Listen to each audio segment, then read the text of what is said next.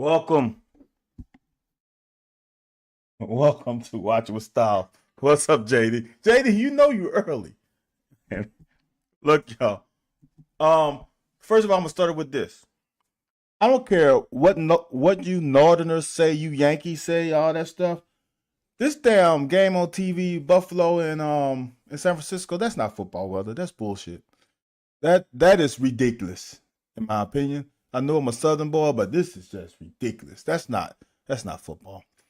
Late dogs, I'm just gonna listen to what you have to say, bro. Don't even give a damn.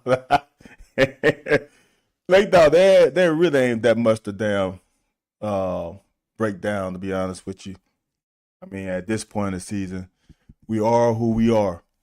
Same shit, different game. It is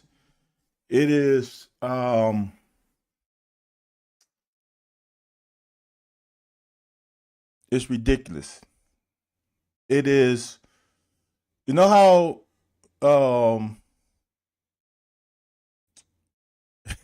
you know you see those pretty girls and you go and talk to them and they're dumb as a box of rocks. That was our roster this year. Some of these guys look great on paper, but when they get into that 120 by 53 in the third rectangle, they fucking sucked. Um, it's bad. It's bad, and huh, I don't I don't know what to say about it because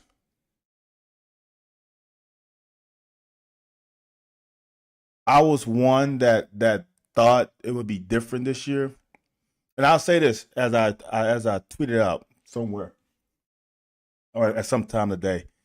Like I'm totally honest about this because I played the offensive position my entire career until Kentucky. And as a quarterback, you make your team better. You and the center are the only two people who touch the ball every snap. That's it. There's only two people. There's only two people on the entire team that has that kind of impact on the game. And your quarterback has to be a difference maker. And we didn't have a difference maker at quarterback.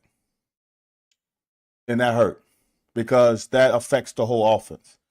And to let y'all know, the whole offense affects the whole defense. And to me, that's the it starts there as far as players. It starts there. Now, everybody has to help the quarterback, but he's the difference maker. And we just didn't have it. So Summer, what the hell are you doing, man? You should be preparing for Army, man. Those MFers are pretty. Hey, look, John, and you're gonna be playing probably in this shit that you're seeing on TV right here. Them boys, It's still 67 degrees down where we are. It's gonna be a bitch to go play in that shit. I don't care. I understand that there's a lot on the line, but man, some of your boys ain't never been in that kind of weather before. It's gonna be a rude awakening. AJ, what's going on? What you have to ask? I've been waiting on AJ. What's up, Aaron? What?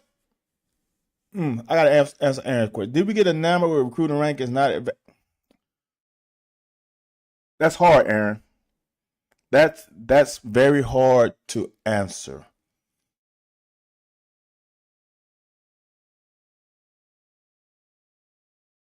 I think it's a little bit of both. I think they rolled too hard for some players, and it's hard for me to say that because Coach Stoops rolled hard for Lynn Bowden, and it turned out like roses. And like I tell my kids and I tell my players, these coaches are human, and they have a soft side too. If you can tap into that, you can you can tap into their soft side, and I think that has happened. Coach said, "Let's get this over with." So, AJ, what's your question, brother? You teased me earlier today about a question. What's your question? Stoop losing Morrow and all these recruits, the writings on the wall. That could be true. And here's my thing. I'm always pro Kentucky, and I've said this during this season in private is that honestly, even if we kept the whole coaching staff, or we lose a coaching staff, or we lose Stoops, whatever it is, this entire roster needs to be turned over, like completely turned over. Like there are not many players on this current roster that I would want to keep. I'm just being honest. Maybe the freshman, maybe, but I'm not in the. Hey, Farmer, don't call him fake Summerall, brother. Don't call him fake Summerall. Let's call him Summerall Junior or something. Can we be nice on my broadcast? Jaron said, "Been waiting for the hope we can get to dissect Louisville to pull a guard and rush for 1,000,000 yards." I'm gonna tell you this: as an old school defensive back, I guess because we were required to be a part of the run game. It ain't had a damn thing to do with the guards put had 75% to do with fucking DBs being soft as shit. So I I hear you though, Jaron. Tyler had a long discussion today, but before I type out a super long response, they just the discussion was about how you fix us. Yeah, Coach Summerall, you ain't fake, brother. I know you're not fake. Now, Coach, don't take it too far. Now you take it a little too far.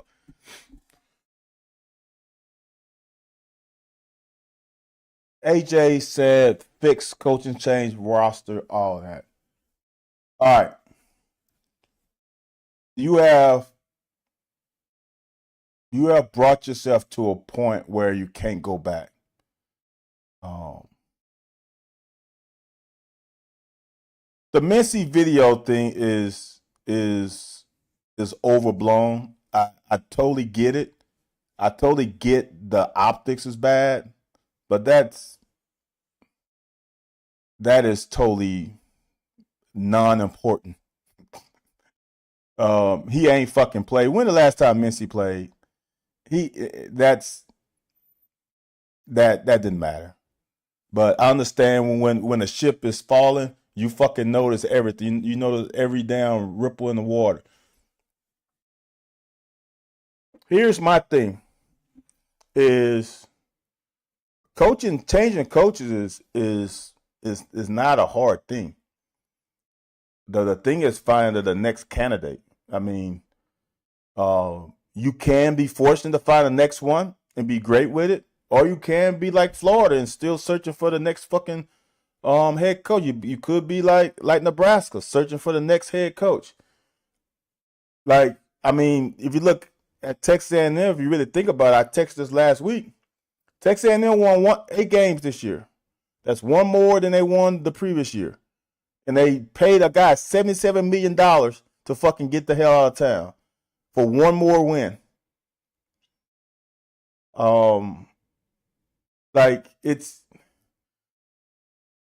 I have no problem with changing coaches. Just don't think changing coaches is gonna change the issue.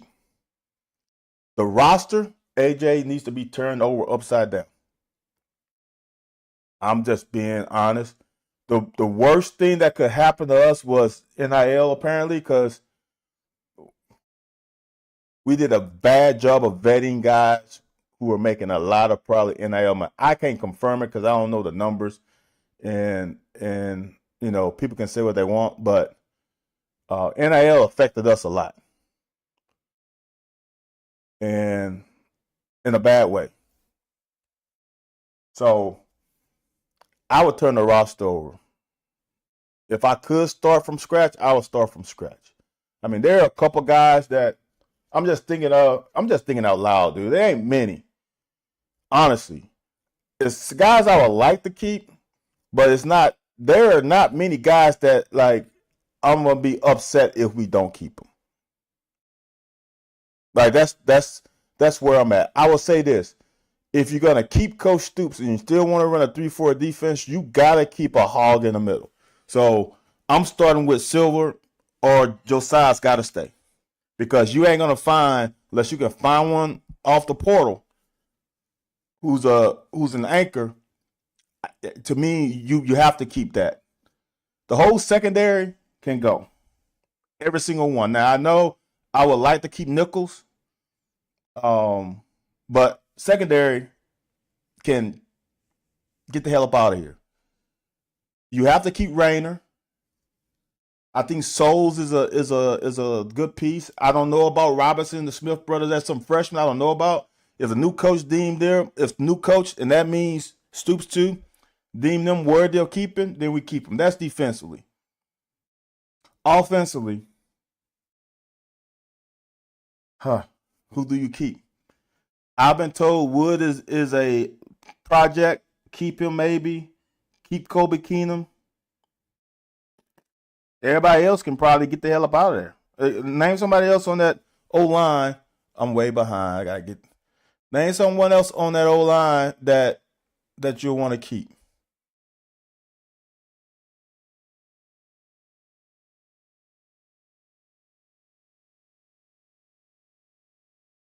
Is my mic out? JD said my mic was out a few minutes ago. I hope not. Um, O line, like I said, quarterback. I would keep Cutter. I think there's something there, so I would definitely keep Cutter. Um, I would want to keep Wilcox, but it's not the end of the world. Running backs are easier to find in any position. Wide receiver, you have to keep Gilmore. Ferrier has shown me something. If you can keep those two, I'm cool with. But everybody else can kick rocks. So how many players I named? Probably 12 or 15. So you got an 85-man roster. Shit, that's 70 new players. That's the way I look at it. I just don't see anybody, unless the new coach feels like they are worthy. Coach said bad eyes didn't matter. They were pulling. We never seen them see the foot anyway. Dude, I got to play to show y'all with now I don't know the coverage now, but I know coverage only begins when you can identify as a pass. It was the long touchdown run, and it looked like we was in cover 3 or a variation of 3 high, and the cornerback sucked.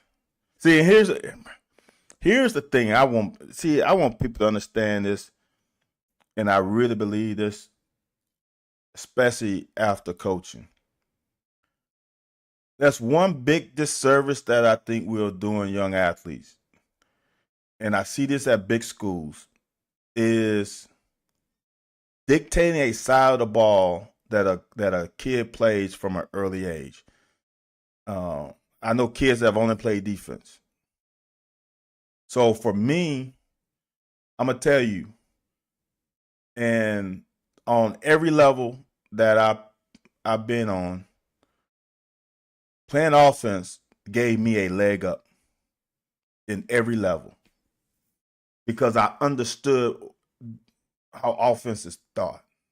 Now, the higher I got up, obviously the OCs were smarter than when I was lower. But still, the understanding of why the splits are the splits and why the like those things help. So why I'm saying that is that we got players now that don't understand how the other side is trying to affect you and don't understand the scheme. Because and this is the big one. Because a lot of teams on defense in high school, the defense is so fucking simple. They probably running cover three and man. That's all they running. So if you come to a situation where you're running different type of schemes, zone schemes, now you are confused. And then the zone schemes, if you play zone and not man, the zone schemes require you as a corner to know where to fit in the run game.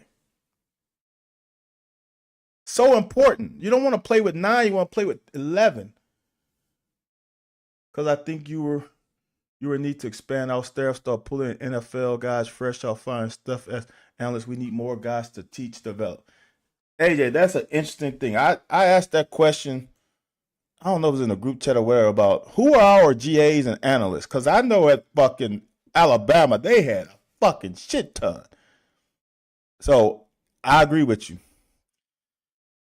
Steven C. Davis flipped to Mizzou too. Yep.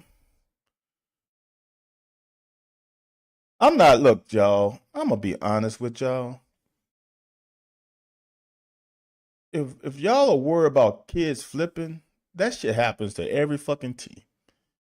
I'm not, that doesn't bother me at the least. I know right now we're coming off one of the worst seasons we've had in a long time.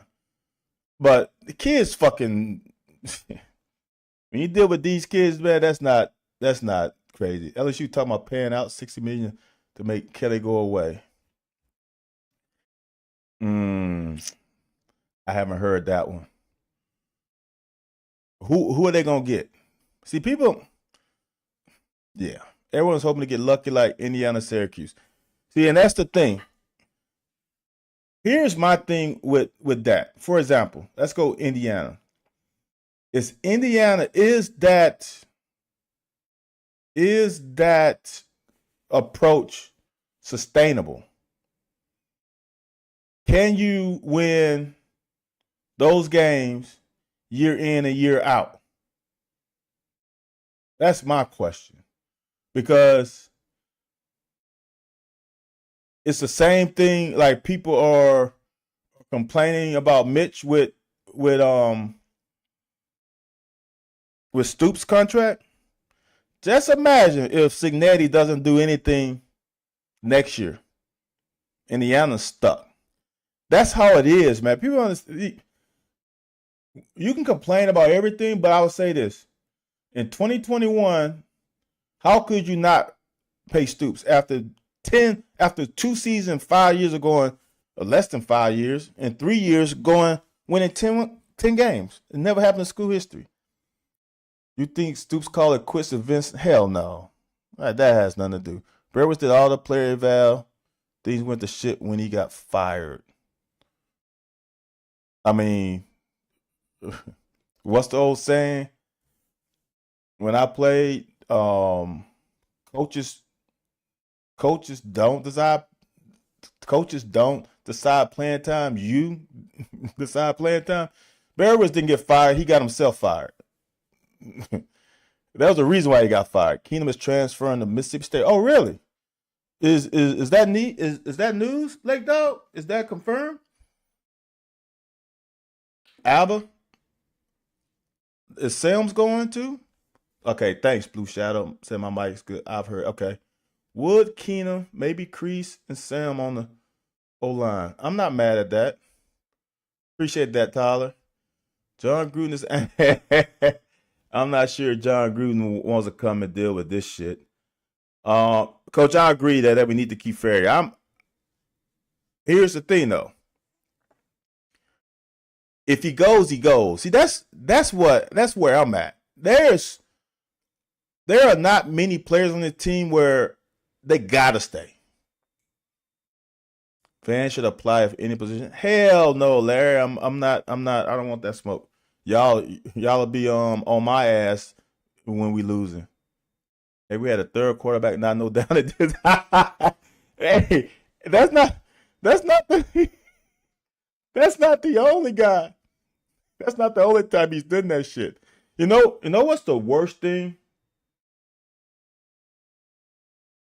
about I guess coaching is you can deal with a kid making a mistake.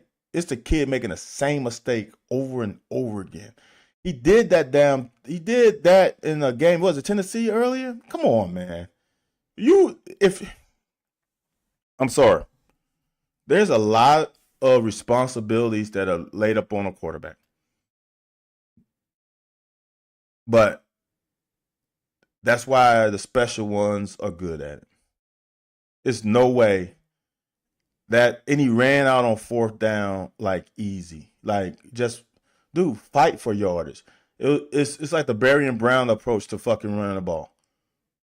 Ridiculous. Worry about guys who have proven they can play leaving. JD, I'm not worried about it. I'm not. You know what? You know what it's like. I'll never forget when I was with the Bears and damn his name just Hatley, Mark Hatley. I think that was the guy's name. So I got drafted. The Bears didn't have a GM, so I got drafted. Never. I was just my agent nor I had any idea the Bears had any interest in me. They never came to a workout. They never asked about me. It was a shocker to everybody that I was going to the Bears. Shit, it was I was tell you this. Coach Archer said that they were going to pick me up since he coached me. He was with the Pittsburgh Steelers. He said he kind of convinced them to. That was the fifth round, so it's not like they were expecting a guy to make a team and anything. So I think they picked me 2 picks before the Pittsburgh Steelers or 3, something like that. I was going to go to Pittsburgh, which would have changed my life because I think Coach Archer would have taken care of me as far as getting myself ready for the scheme and comfortable and all that stuff. So, um, no GM. And Mark Hatley came in after that season. And I can't remember the exact number, but he turned over more than half the roster. Well, you got a 53-man team. I think, shit, like 15 players stayed from the previous year. It was some crazy number. So I'm not worried about that. Now, if this wasn't a portal age, hell yeah, I'll be worried about it. I would be like, what the fuck? But I guess then players wouldn't be leaving either. If this wasn't a portal age, I guess then these players wouldn't be leaving as easy as they are because then they have to sit out a year. So for me in this portal age, I'm not worried. And I'm just telling you, Deion Walker is gone. I'm thinking. And if he's not going with us, he's going somewhere else. I think you can keep either Silver or Josiah. Then you just got to fill in. You just have to. Alabama had Butch Jones. Wow. 100 game winner, 4 conference titles, an analyst making. Yes. But wasn't, yeah, there you go. UT was still paying them. Yes. I think a lot of those coaches who became analysts, wasn't the Lockley also being paid or something like that? A lot of guys have become analysts when with Alabama. Um, wasn't Sark also still getting paid by USC or he had a lump sum? We need Look, y'all, I'm gonna say this. A lot of people are upset with Stoops hiring buddies. A lot of the majority of coaches hire guys that they're comfortable with, whom they have worked with in the past. That ain't no nothing new. You got to find guys whom you trust. Now the difference with some of these guys is you got to have a buddy who will tell you the truth though. See, that's the kicker with with hiring people you know is make sure they ain't gonna just kiss your ass. And if you need your ass kicked, they'll kick you.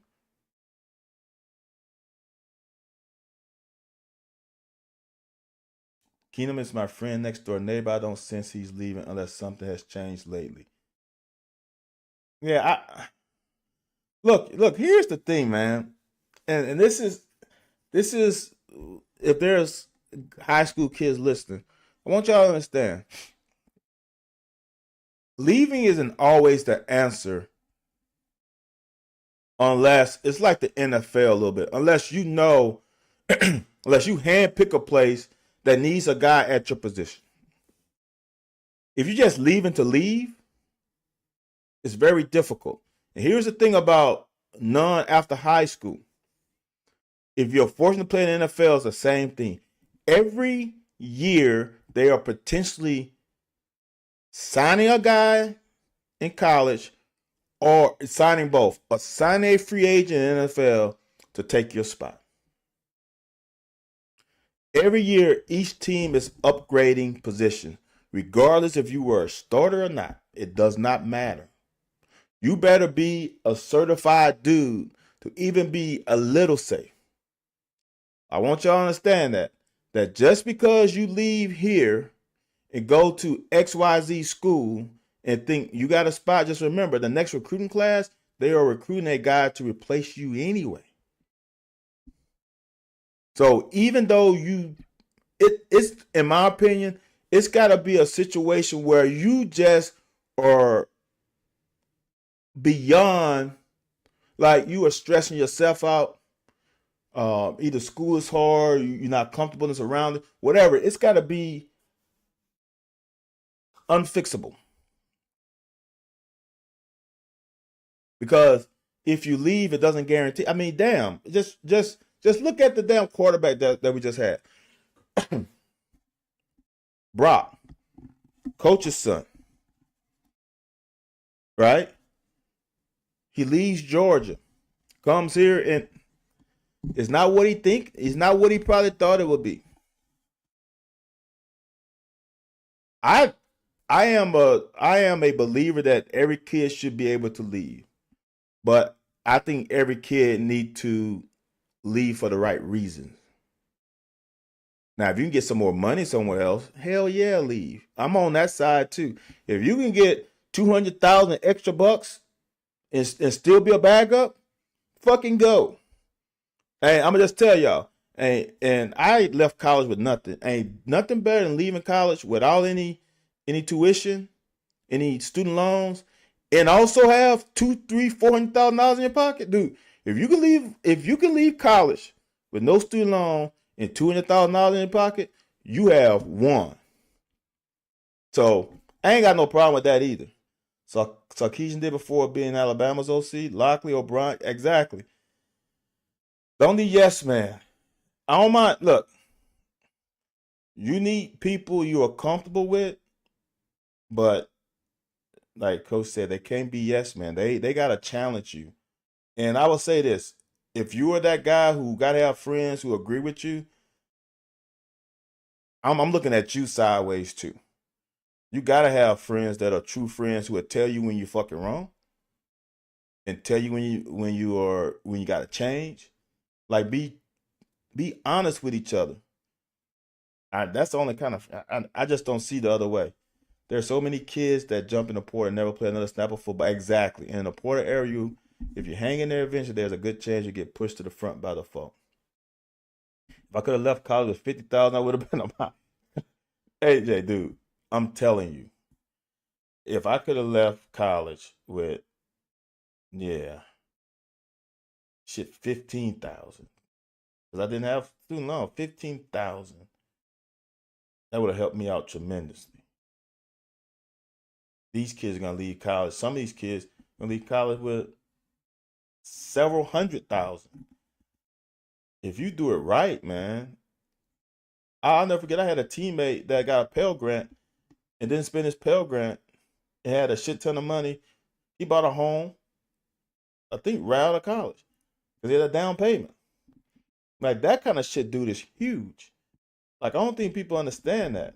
And these kids and these hanger-ons, and some of the hanger-ons are your fucking family. Can you imagine telling grandma, nah, grandma, I can't get that for you. Well, baby, I know you making $600,000. I know, grandma, but I'm trying to say, well, baby, can you imagine at 18 years old telling grandma, I can't do it? A cousin so and so that drove you to football practice, I can't do. Like that's an interesting thing to think about. But this team is broken, and it's broken in so many ways. And I'm gonna say this, and I've said this before. Mark Stoops has not changed. Anthony and I have talked about this on the locker Wednesdays, 9 p.m. Eastern Standard Time. We've talked about this a lot, that we don't agree with the him being so much of a player's coach and accountability being an issue. Because y'all, this shit that happened this year could have happened in 2018. Like like this same shit that there were. I think people have conveniently forgot about Jordan Jones and Cash Daniels and some of the other players that have done some things on the football field that were undisciplined. Like I think people have just forgot about it because that team won 10 games. But discipline has been an issue for a long time. The only difference is they had some dudes in that locker room that could pull them guys and say, let's go. Hey, come on, man. You can't do that. I mean, do you think Lynn Bowden wasn't a loose cannon? Come on. We had Vito on the team. Like we've had some damn discipline issues. Y'all just conveniently forgot about it. It's like I still go back to the 2021 season as far as offensively. It's like people forget that offense really wasn't that good for the majority of the season. Or we forget like that 2022 season should have been 9 wins. Like just things like that. It's Jordan Jones hit somebody with a trash can. Like, exactly. Exactly. Lynn was fighting people for the damn bowl game. But it looked cool, right? Because we won. You know what I'm saying? Like this shit has been a problem. I don't want to say since day one, but it's been a problem for a long. Uh-oh. Jock Jones has chimed in and said they need him on the staff. Well, damn, put it. Hey, you got a line to the coach Stoops. I know you can text him, but Jock, you told us on the locker there was issues.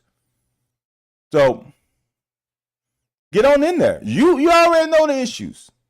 What I'm saying ain't new to you. I don't know if I forgot about them. I just knew those guys were. See, and that's the difference. See, AJ, I've said that. There have been. I know other schools that have the same issues. Shit, I know guys on the LSU team that have the same issues, discipline problems, not doing what they supposed to. But when they get between those lines, they ball. Our guys not balling. They're not balling. You know, there are some guys who go to school just to play ball. We don't have guys who just play ball.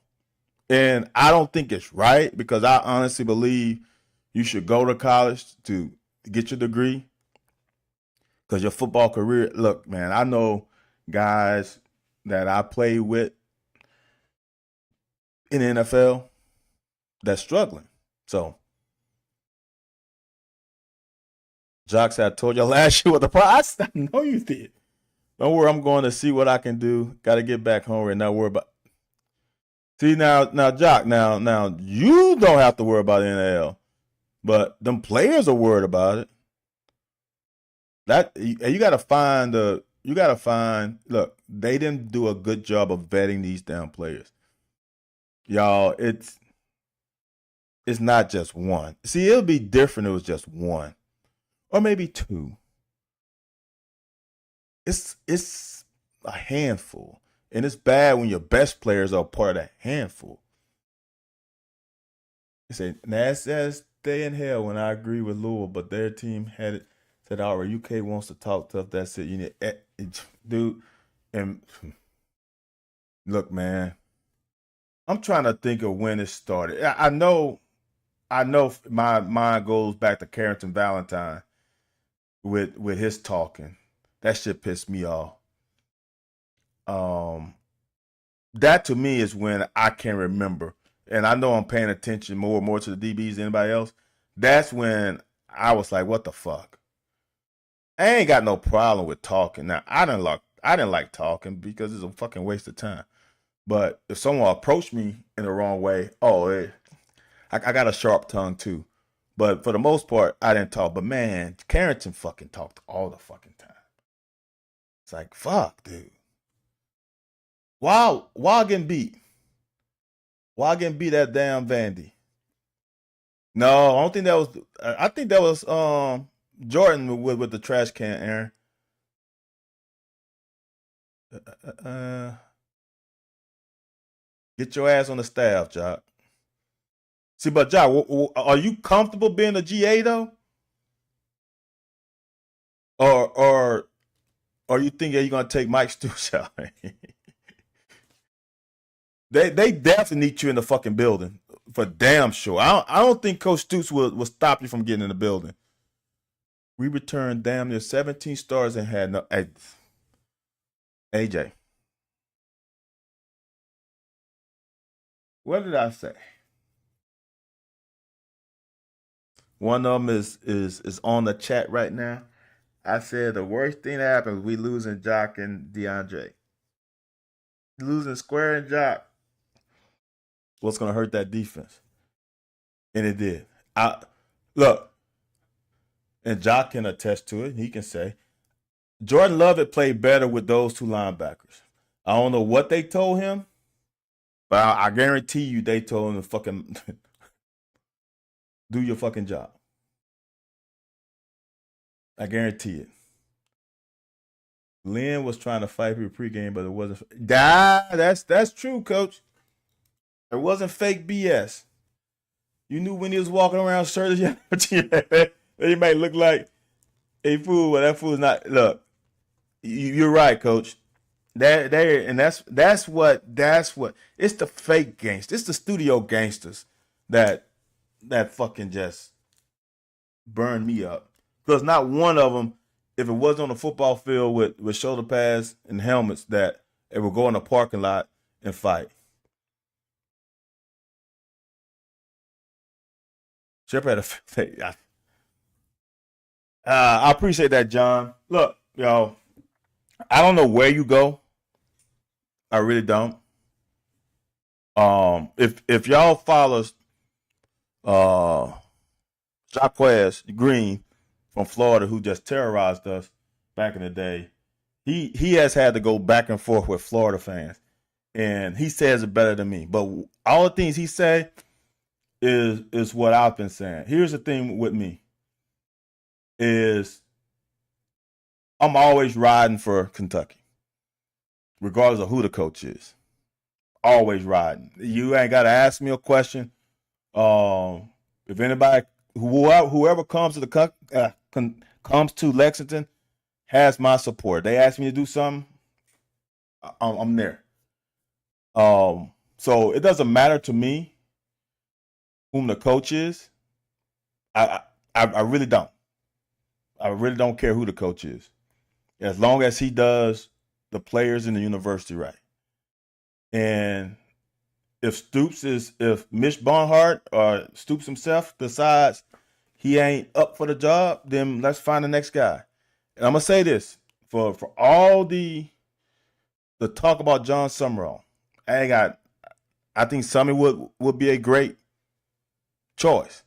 He ain't the only one though. Like, don't just think it's Summerall a bust. Shit, how many of y'all really thought Mark Stoops was the right guy for the job, especially after the first few years, right? So if a guy comes here with the right attitude and the right approach with the portal, it doesn't matter. As I've said, I believe this before I got the coach, and now I'm coaching. I'm like, these guys have to do a better job of forming a relationship with these kids and hold them accountable. You can still hold a kid accountable after forming a relationship. That's what you need to do. Do a better job of forming relationships and hold these kids accountable. Because some of this shit, I'm gonna just say this because it's a things that come on top of my mind.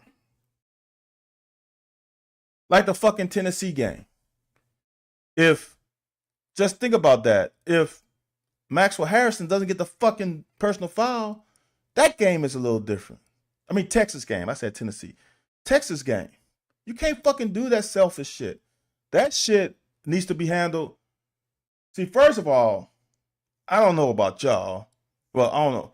When I played, AJ and Jock would know when I played, I was more scared of my fucking teammates than Coach Smith. Like, I didn't want to let them down. Why would I fucking get a 15-yard penalty that gives a team a first down when they had to fucking kick a field goal? Like, that shit is selfish. That shit is selfish. Now, you can ask some of my former teammates. I would ask them, look, y'all, this motherfucker's on my nerve. I'm gonna do something that might give me a 15-yarder. Y'all cool with it? Shit, guys, look, these motherfuckers we were in cover 3. They've been running hitches all day. Tell y'all right now, next time they run a hitch, I'm going at it. So somebody cover my ass. And if I don't make it, it's gonna be a touchdown. All right, Van, take it. Go get it. If they lie, not right now. I'll be like, all right. Next one though. I'm gonna keep asking. And then if I'm gonna say I'm gonna do it. 90% of UK fans are upset with Brooks High. Fuck yeah. Turn out to be one of the best things ever for sure. Remember when people thought we were getting Bill Parcells? I don't remember that shit. They're empowered the wrong people, so there's exactly. But here's the thing though, Coach. You know this too. Y'all, I'm they're serious with this. Leaders are not made. And I understand, like, even when I played, Coach Kerr had a leadership committee. Some of the motherfuckers in that leadership committee were not leaders. Leaders are not made. They are born. And as a coach, you should know whom your leaders are. See, sometimes, you know what I hate, really? Is I hate this popularity contest where teams vote for leaders. You have to have a temperature of your team to know that they're going to vote for the right people. Because some guys are just popular. As someone said, yes, man, some people are just popular. You need leaders. And I don't know if in y'all's life, you walk into a room, you kind of know who the fucking leader is. You can walk into somebody's living room with their parents and know immediately who has the potential of being a great leader. Now, you can enhance their leadership qualities, but you can't make someone be a leader. And honestly, a lot of people are not saying that, ooh, I'm going to be a leader. They just have it. They just have it. You have no choice but to be the leader. People gravitate to you. You have a gravitational force to you where people just, some reason they come around you. That's what leaders do. You ain't got to be the fucking rah-rah guy, the guy who talks too much. Nah, you ain't gotta be that. You gotta have a presence, and people will flock to you and follow you. The right leader, and if you of someone saying, "Man, being a leader is hard," well, damn, you ain't a leader, because leadership is in you. So it was. Hold on, y'all. Y'all serious about this, Bill Parcells? When was this, JD? Was this post Curry or pre Curry? Jerry Jones intervened. So when? So that was post Curry, right? When I was in school, when did Jerry Jones intervene? Was that after Jimmy Johnson?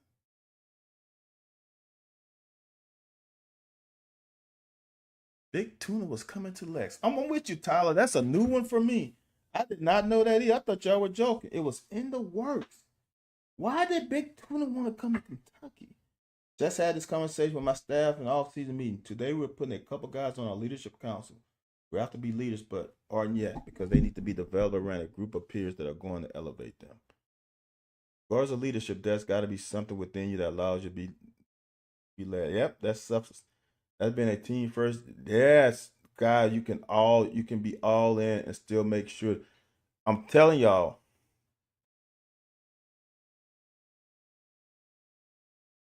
with the right guy, it's easier for your teammates to buy in. You know what's hard for guys to buy into when you know that leader ain't doing all the things he or she's supposed to do. So then it's like, how can I fucking follow that guy and buy into it and be selfless with someone who's selfish? Like that, I've seen that happen when I wasn't a captain. Somebody is ordained a leader and people know that they ain't got leadership qualities. Let's get Jock Jones, Cash Daniel, and Square back in the building and show these guys how to work next year. Really? Huh. Wesley Williams was one of the best leaders we have ever had. I've heard that. Would have been Mitch's first hire. That's interesting. Parcell was a main target. He had some talks to come here. Loved thoroughbred racings on, but Jerry Jones hired him to coach the Cowboys. I really don't think Bill Parcells would have liked coaching college ball. I really don't think so. Damn. You just y'all just I learned something tonight. Now we also talk about what our standards are to be on the leadership council, and if they can't live up to it, they don't get to be a preach. As it turned out, that would not have been a good. I know. I don't think Parcells would have been happy doing it. Stay long. Instead, they got Rich Brooks, and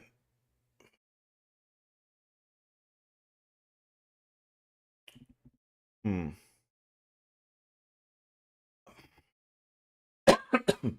I'm gonna say this: Rich Brooks definitely laid a foundation, but I think Coach Morris actually saved the program because we was on probation, and he found a way to have those players ball out. Because whatever year that was, that might have been your years, AJ. I think AJ played on the whatever probation year. That those boys play hard, knowing that they couldn't go to a bowl game. So I'm gonna say Guy Morris actually saved the program, but Rich Brooks definitely solidified the process. Yeah, 2002 or whatever year that was, dude. That Morris year, and obviously that propelled him to get. Didn't he go to Baylor? But that year, man, was strong, knowing that they couldn't go nowhere. Um, and then they lost. Shouldn't that have been like at least 8-4 that year? As I remember one game where they should have shit was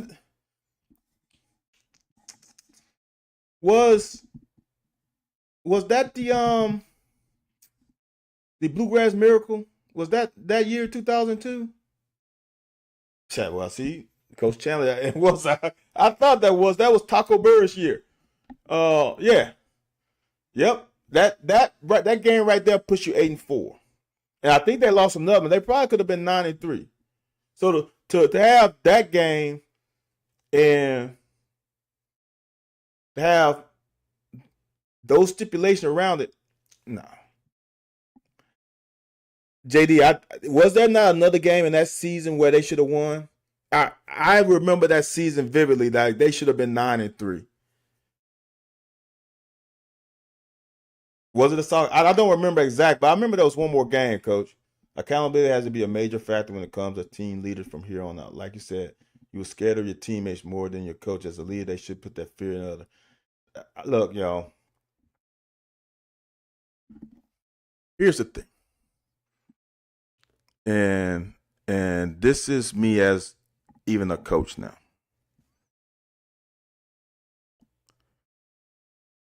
The amount of if a coach feels like his players are winning a game because of him, that's an ego that I don't like. Now, this is football, y'all. Now, basketball is totally different. I honestly think in high school and even high school football, coaching, you can outcoach someone in high school football because there's just too many fucking schools with not that many great coaches in the world. But if you really feel like it's solely because of you is the reason why your team is winning, that's an asshole move. Players matter, and players matter on every major level. I say big time high school football, college and pros. If you ain't got the players, I don't give a damn what kind of coach you are, you ain't gonna win. It's like damn Coach Chadwell is at Liberty and he was at Coastal Carolina. Why he not winning at Liberty right now? Why he losing to fucking Kennesaw State at home? Did he forget out a coach all of a sudden? It matters, man. And the one thing I can say about this coaching staff with this team is they underestimated the maturity of the players if they had to go through adversity. Because I will guarantee you this, and I felt about this the last 2 years in 2021, in 2022 and 2023. For example, if we beat Ole Miss in 2022, Will Levis plays the next game. And we don't lose to South Carolina. Same thing last year, adversity. If we don't lose that Vandy game, I think this year is a little different. You beat Ole Miss, come back and play Vandy. If we win Vandy, I'm comfortable saying that we beat Auburn. So now that's 2 wins. So what are we at? 6-6.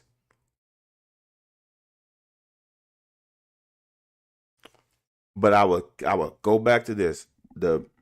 One of the biggest downfalls this season was the quarterback position. The biggest downfall this season was the quarterback position. The quarterback didn't elevate the team. And that South Carolina, he played different. Now, I've heard that he's injured. Fine. Totally get it. Injury or not, the quarterback play was a downfall this season over anything else. And we paid for it. So, are there other factors? You're damn right there are. But for me, him not being able to elevate that offense hurt this team chances. When the last time maybe scored? Did we haven't scored 20 points against any big team, any Power 5 team, right? That's fucking horrible. Not even fear though. You really get the most out of your team when guys love and care about each other enough that the fear of letting down. Exactly. So when you love and care about motivate you do what you need to do. You do not want to let the guy down next to you. And here's the other thing. If this is for me, because coach is right, but then there was some guys that I played with who didn't work their ass off where I didn't fucking care about. Like when you're in the summer and you got the summer program and you lifting and you know who's fucking coming to all the lifting and who's not. That's if not everybody's coming, that's a problem. See, that's leadership. See, we had to back in the day call people on the phone or fucking meet them in person. Hey man, where the fuck are you? Nowadays you can just text somebody. That's even easier.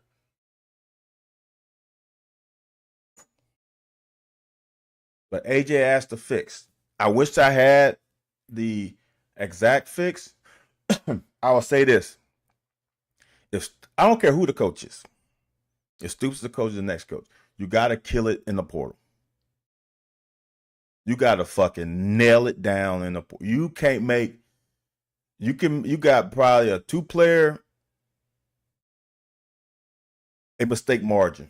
You maybe can miss out on 2. That's it. You got to hit every fucking player in the portal. See, if you can do that, then you got a chance. Now, I don't know how many high school players because then there's a balance. You can't just play for one season because then you got to hit the portal year after year. You got to develop some high school players. So if we losing Davis and Caddis and somebody, that's fine. You got to replace them with high quality, high character high school guys. See, that's my angle is if I'm recruiting high school, high character, high developmental, they care about the sport, hardworking, so you can build them up while you hit the portal for a starter in front of them for a year or 2. You cannot not recruit high school. And I think everybody's laughed at Dabo in his statements about the portal. Dabo stayed true to himself. Y'all, Dabo is going to win 10 games again. Y'all can laugh at him, but that man has had only one non-10 winning season in a long time. That's one thing I can commend him for is sticking to his beliefs. That man is gonna win. That man won 10 games again, y'all. Kentucky should look at a quarterback in the portal. Yes, coach. Coach, you should already know. Don't be asking me these damn questions. You already know the damn answer. If you were coming to Kentucky, would you be comfortable having Cutter Boley being your starting quarterback next year? He's to do with 6 of your 12 games being gimmies. You don't have that luxury. Yeah. I can't fathom that Vince would stab Stoops UK in the back by going to UL. Look, man. Y'all don't understand.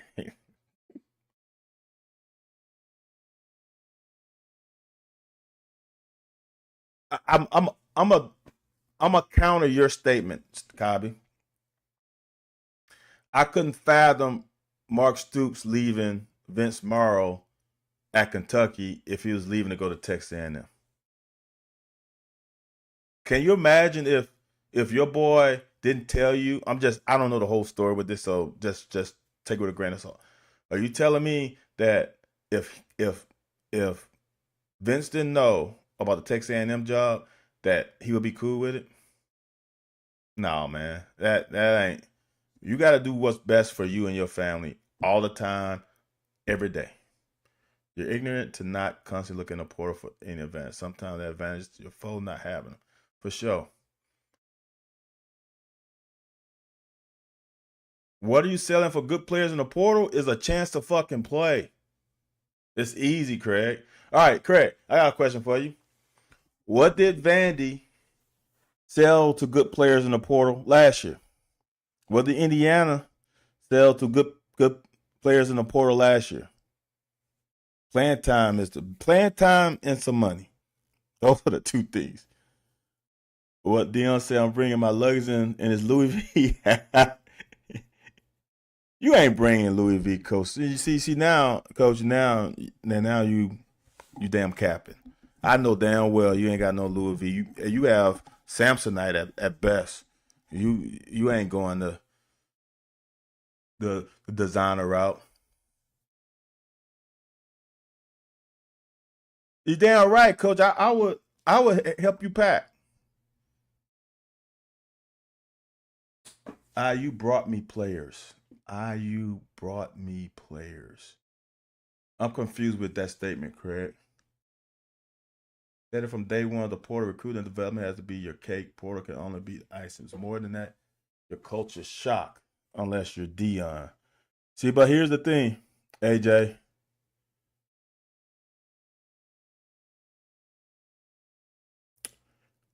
Dion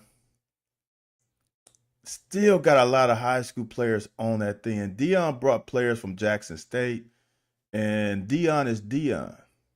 I'm gonna tell y'all something that Dion has a presence. And the other thing about Dion, it's crazy. It's about timing. Is all the majority of those parents that he's going to visit, they know Dion. The majority of those fathers who sons have been recruited, idolize Dion. That gives you a big ass advantage.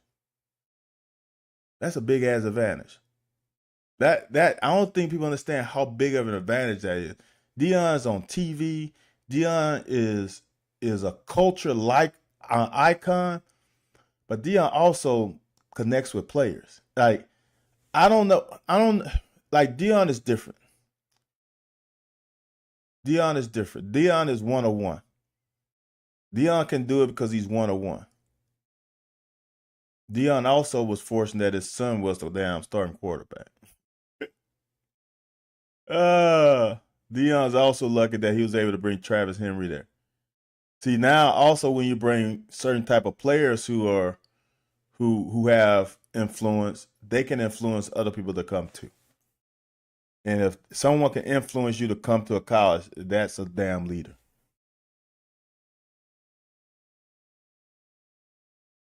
Yeah, Indiana was yes, Indiana James Mad. I got you, Craig. Yes, James Mad. I didn't James Madison right. Um, so is Indiana going to be able to replicate this next year and the year after that? See, that's the problem.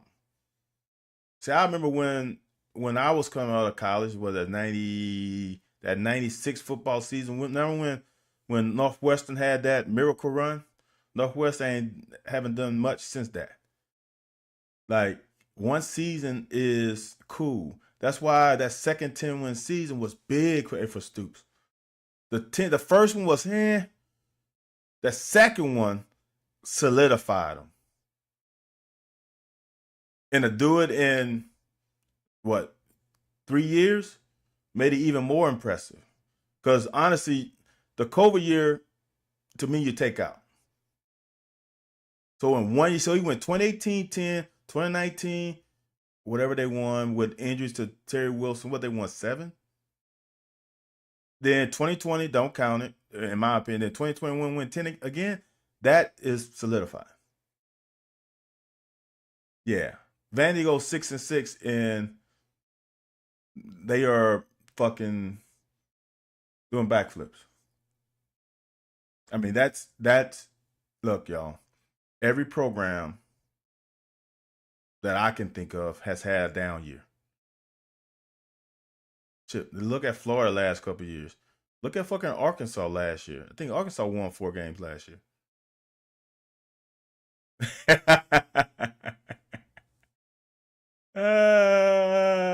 Coach Summerall, why you talking about your boy? Your boy hired you. Your boy is the reason why you was able to go to Troy then to Tulane. Now you clowning on him? The COVID year would have been 8 wins. You're right.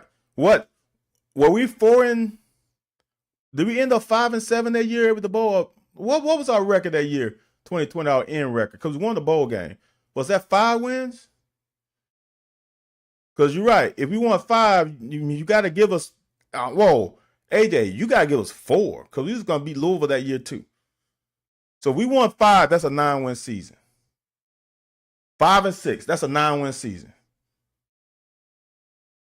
So, all right, y'all. Let's get into this tape. Y'all can still ask questions, and we'll just talk. If you ask questions, y'all comment on the chat. I'll still answer questions because this fucking tape is horrible, y'all.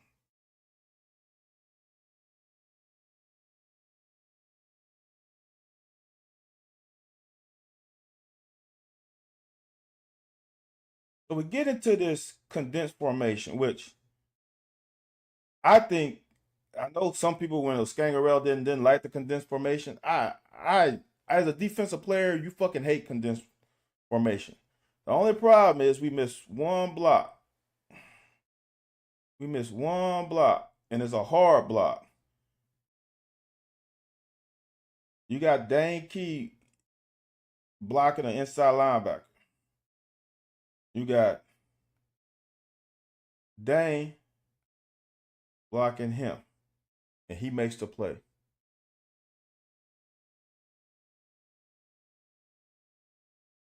Go somewhere else. The whole standing up straight is a new thing. There's a lot of players doing it. I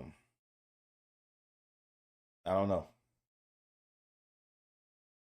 Really disappointing bowl after the Texas game. Here's what I tried to get you to understand last week, Lake Dog. Is that right, Coach? Coach. That's why fans don't understand. See, fans see something and it's not successful. They think it's the formation, not the players execute. Condensed formations is a bitch. But Lake Dog, I try to help y'all after the Texas game. It is so much easier being a backup quarterback and watching the game from the sideline. And I say that because it's from experience. It's so easy being the backup quarterback.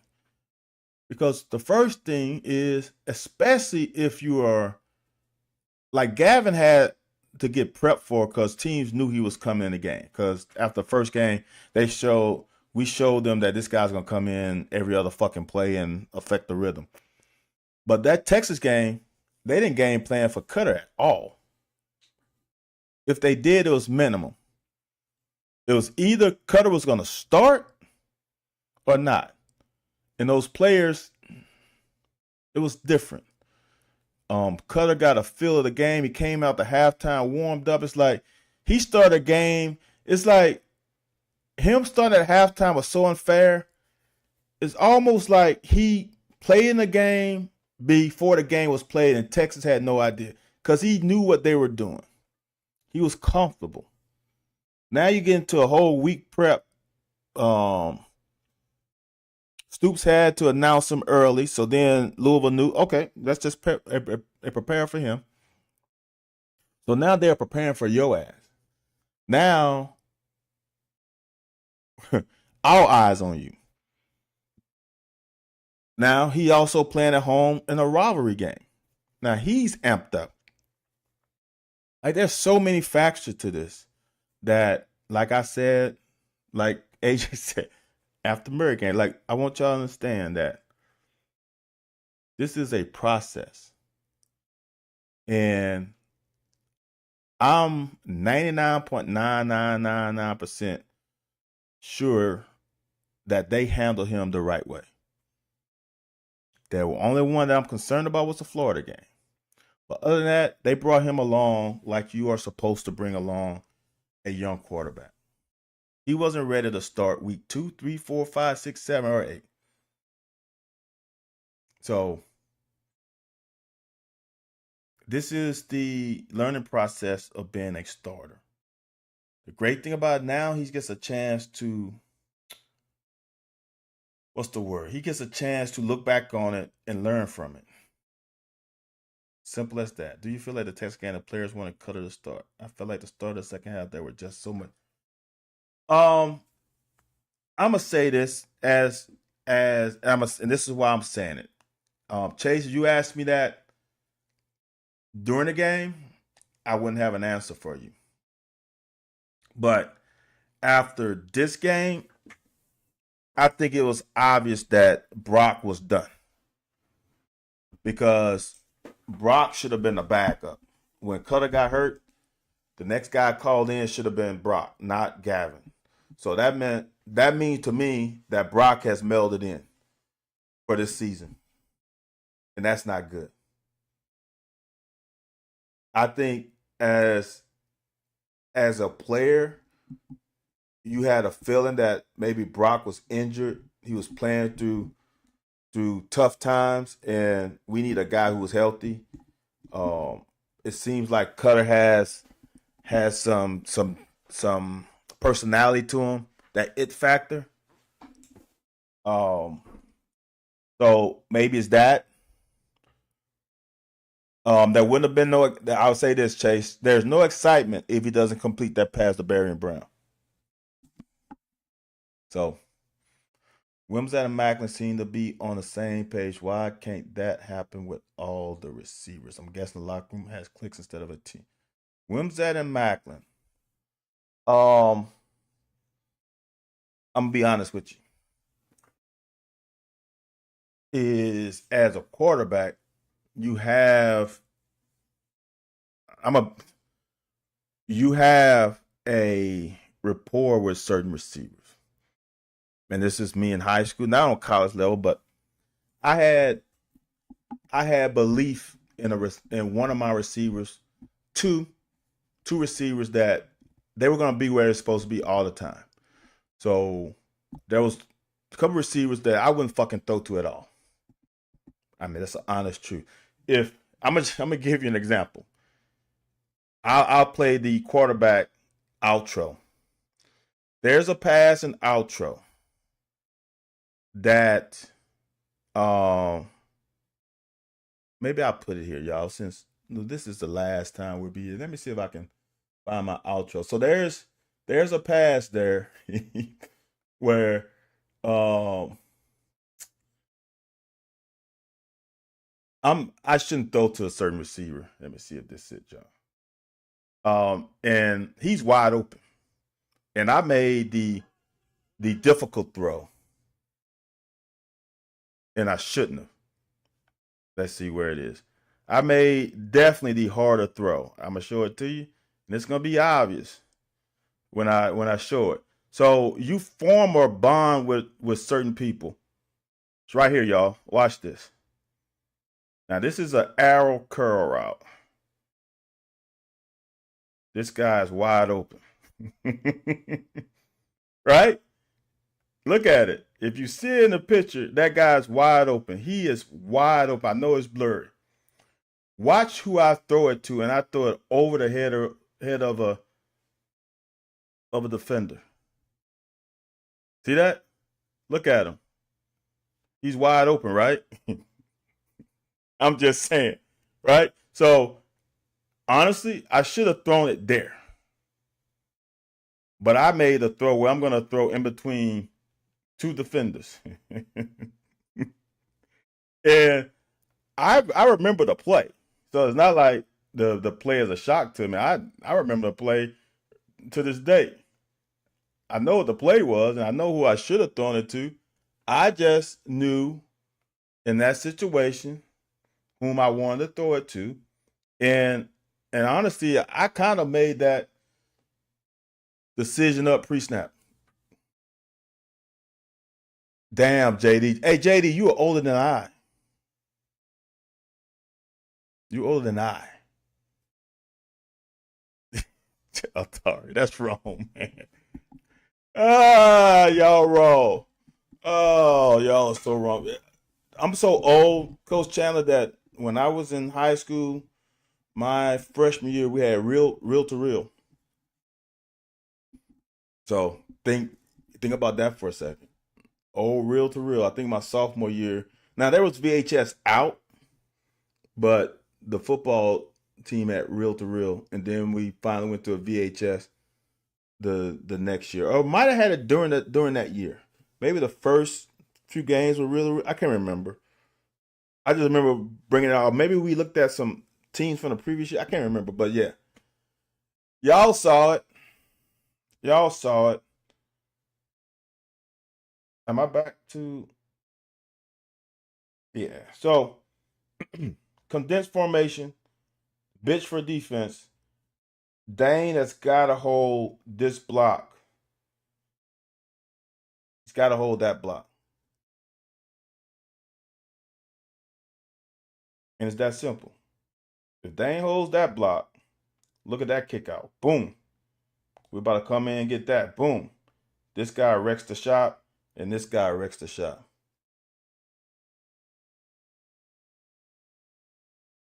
When you gotta say we finally with the VHS, you probably owe. You damn right. You damn right, coach.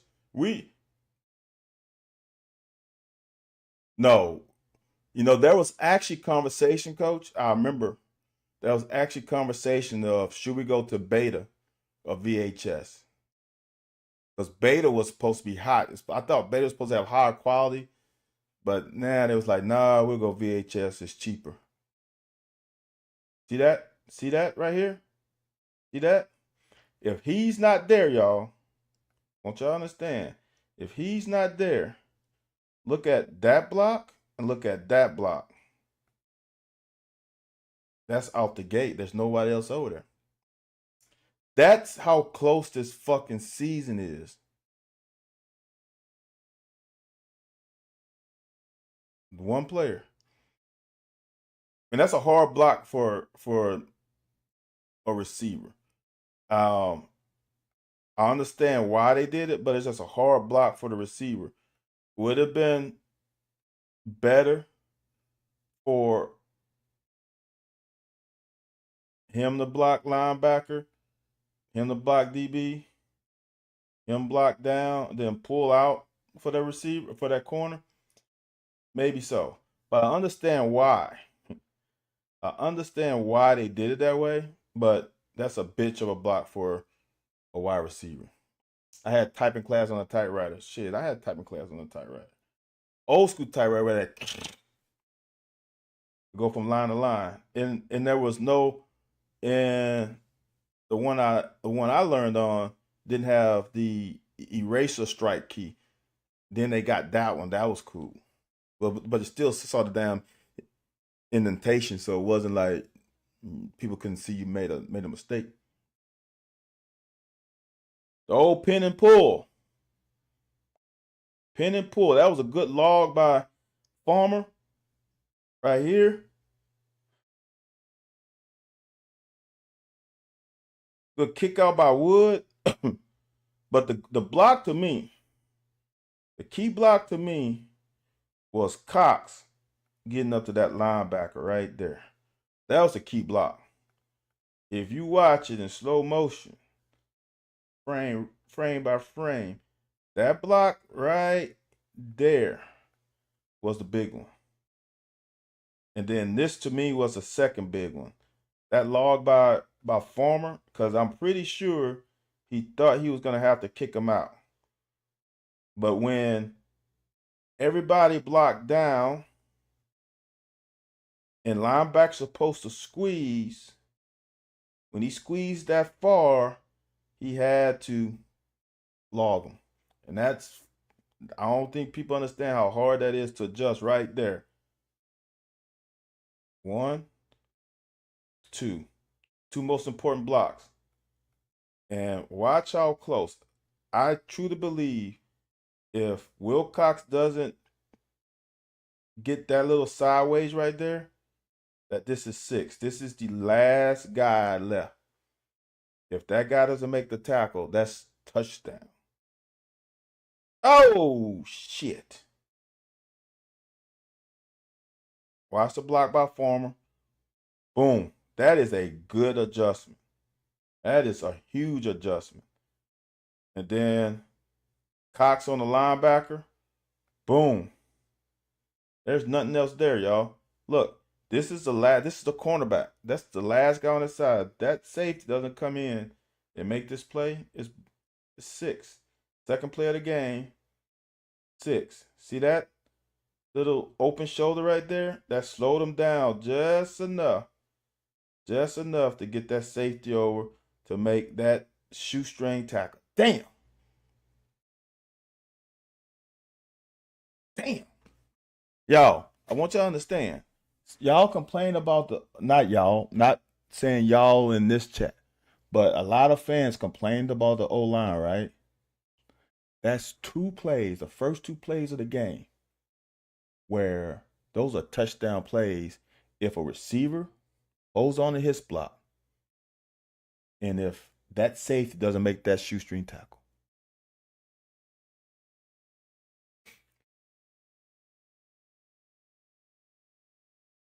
See, Coach, I agree with Coach said they could have had success with the gap scheme. I totally agree. I'm not sure they had a choice when all the damn turnovers and points on the turnover. Look, I'm gonna say before I get into where the turnovers, I'm gonna say this: the defense played pretty much a damn good half if the secondary is better.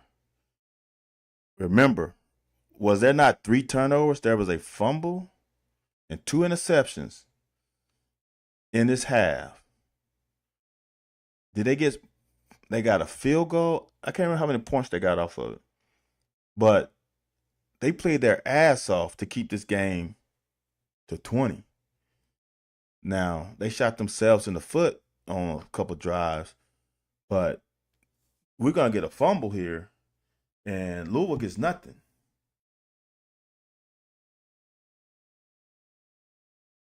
Again, y'all, this first drive, offensive line wise, is on par with some of the golden years. Like Wilcox doesn't get touched, y'all, until he's 10 yards down the field. Unfortunately, the touch is by the ref and by the guy who pulls the ball out. But he didn't get touched on the first or second level. He got to the third level, and the guy just took the ball out. This to me is a situation of if you watch it,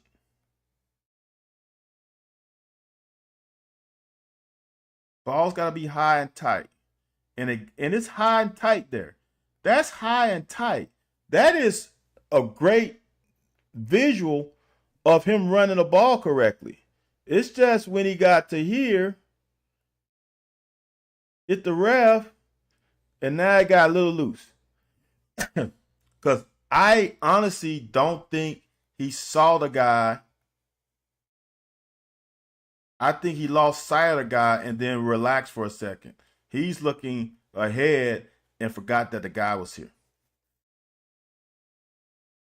I understand, AJ, you are old head. I understand, like me neither.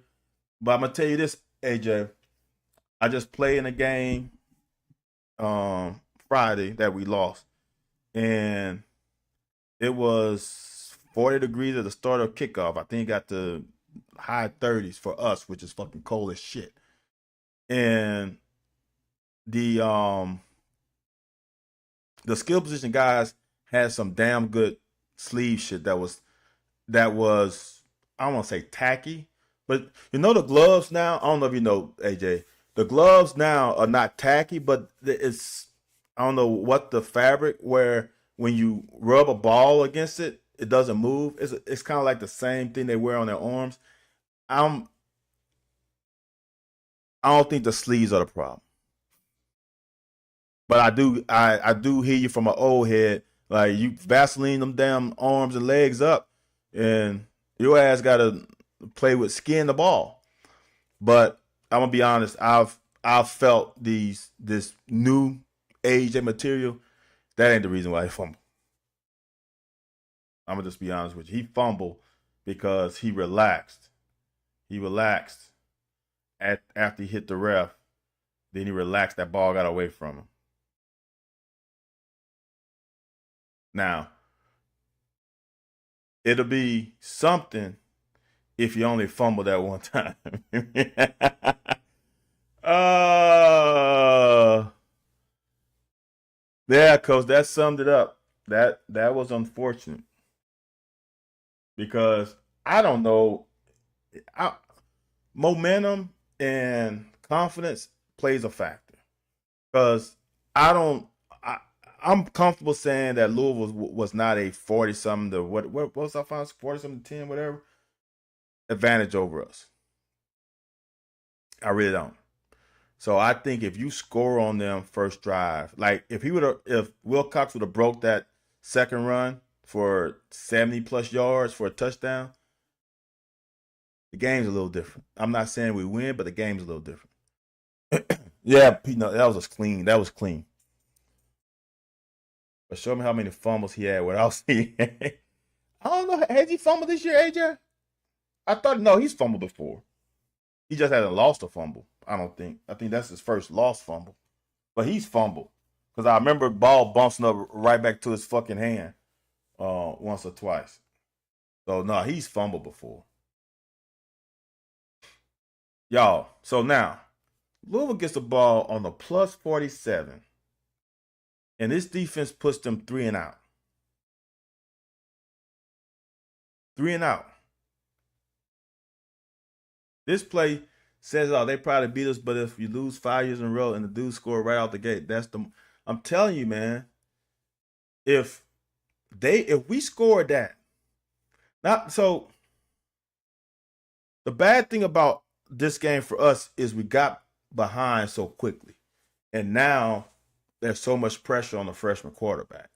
If you don't get behind so quickly, let's say it's 10-0 at halftime, you can still run your original game plan of getting the running backs involved, as Coach Chandler said, play action fake, and you can run your regular offense. When it gets to 20-0 in a heartbeat, that's a problem. Yo, this is such good defense. This is such good defense. Defensive line firing off. Gaps of field. B gap field. He probably has play side A. He probably has play side B or C, whichever one. If he has play side C, he has B. He has C gap. We're coming up secondary contain. Like this is so damn impressive. Y'all, there's nowhere to go. Nowhere to go. Now, like I said in cut up, this should have said a lot because instead of JQ coming and laying a shot on him, he just lays him down. That's a precursor to the rest of the game. Like, that's not a fucking hit.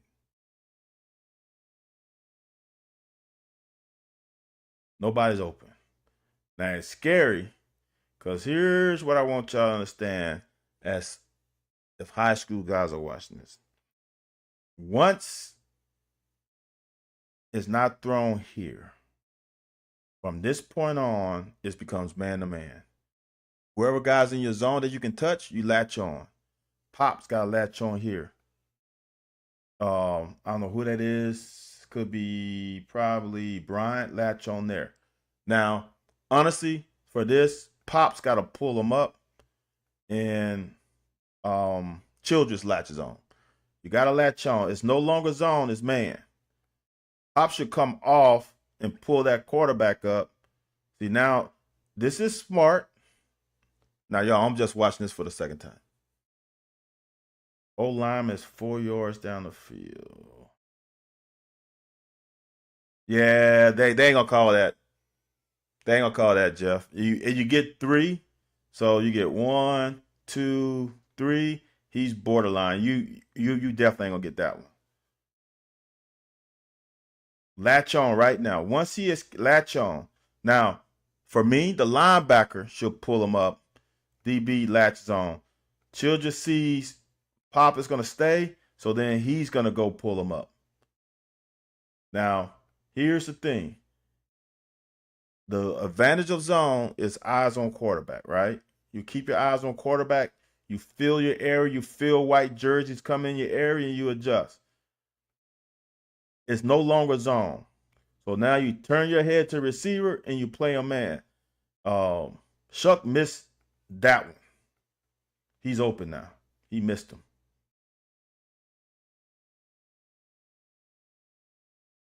Good job though, overall.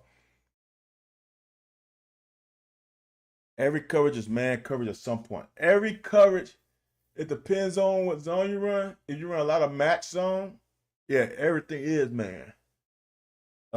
We hung in early. It's probably a totally different game. It really seemed like that. Yeah.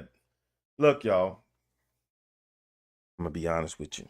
As a guy who played on uh offensive deficient team, it weighs heavy on the defense.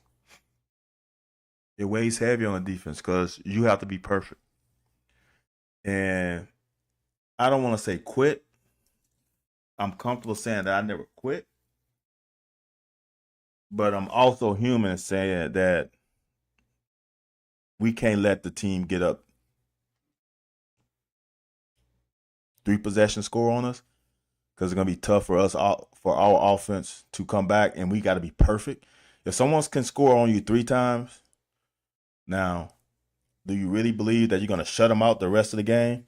Probably not. They probably gonna score once, at least once more, at least. So now your offense got to score 4 times, and if you know your offense can't score, then it becomes a problem. I don't want to say they quit. I would say they were resigned to the fact of sometimes where these motherfuckers ain't gonna come back. That's hard for y'all to hear as fans. But the same way how fans like the Georgia game, fans left the damn stadium when Georgia was down 2 possessions, I think, at the end of the game. It happens.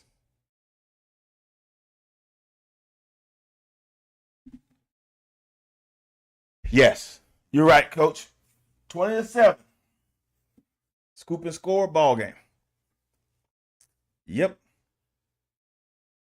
Because as a defense, 20-7, your thought. I'm gonna say my thought process was if I can get a pick six or get a pick and get us inside the 20, we're gonna score at least a field goal. We had a good field goal kicker. I'm like, if I get us to a point with the running backs, we had Mo Williams for most of my career.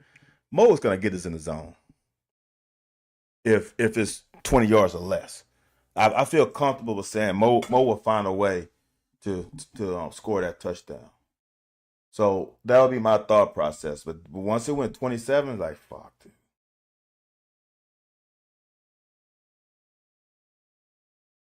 My problem with this defense and the pass rush is pass rush discipline. We have nobody with contain on this side. And that's unacceptable. That means someone is fucking up their assignment. So for me right here, if I'm looking at this, the way I'm looking at it, is it seemed like this was supposed to be a twist. If it's not supposed to be a twist, we were fucked it up. You cannot not have someone that has contained. Man, that is a great pass rush by Fearby. Watch him knock this down, tackle on his ass. See, that's contained. But watch what happens, if I remember correctly. Y'all, he escapes to the left because we have no contain. Look at that lineman laying on his ass. Look at Fearby. He has contain. Where's the contain over here? It's unacceptable. Now, fortunately for us, he didn't get the first down, but fuck, man. Do your job.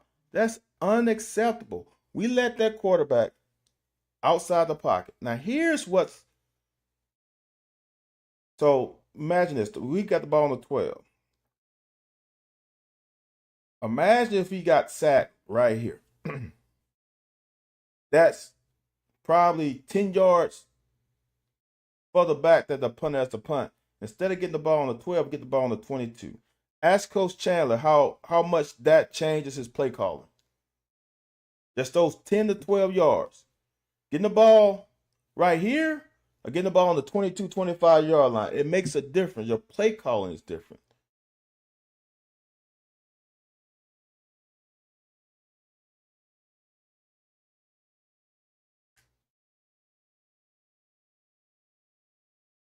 Now, y'all, the camera angle sucks. This broadcast angle sucks. I'm still mad at the producer. They fucking this was obviously the least important game, one of the least important games on the schedule. The damn camera angles are too fucking tight. You can't tell what's going on. Fucking sucks. Some of the replays were fucking cut out. Like it's bad. So I can't tell who's open. But I want y'all to understand this. I'm gonna put the clock on. This is not the O-line's fault. Not the O-line's fault. Watch how long he has.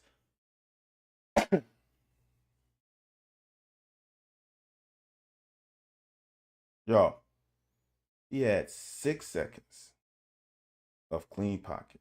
He had 6 seconds of a clean pocket.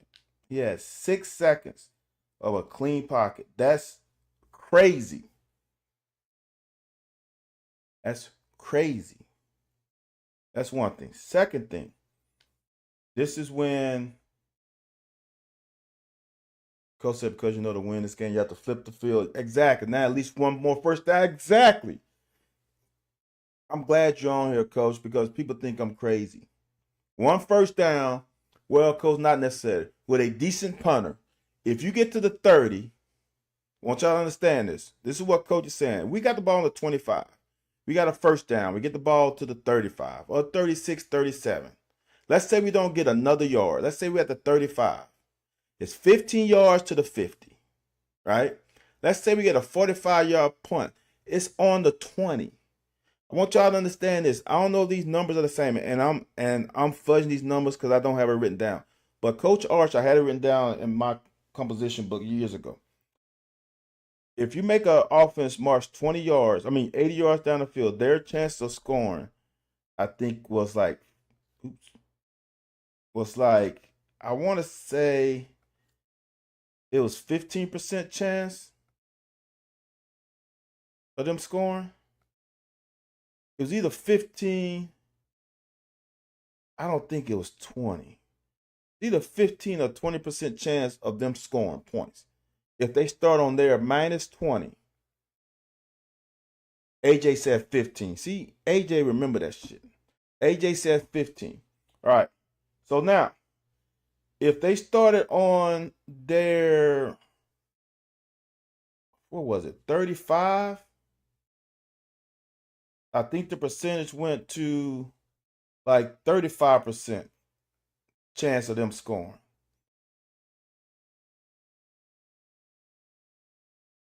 So just think about it. If you get a first down, kick them. That's why punters kicking inside the 20 is so big. If you get them inside the 20-yard line, they shouldn't put points on the board. Now the problem is if the defense gives them a couple first downs, then they punch you inside the 10-yard line and you don't get a first down, then they get the ball on the 50, then I think them scoring from the 50 is like some crazy number, like 70% chance that they're going to score. They start at their 50. So that's field position. I used to talk about that a lot, but I've stopped.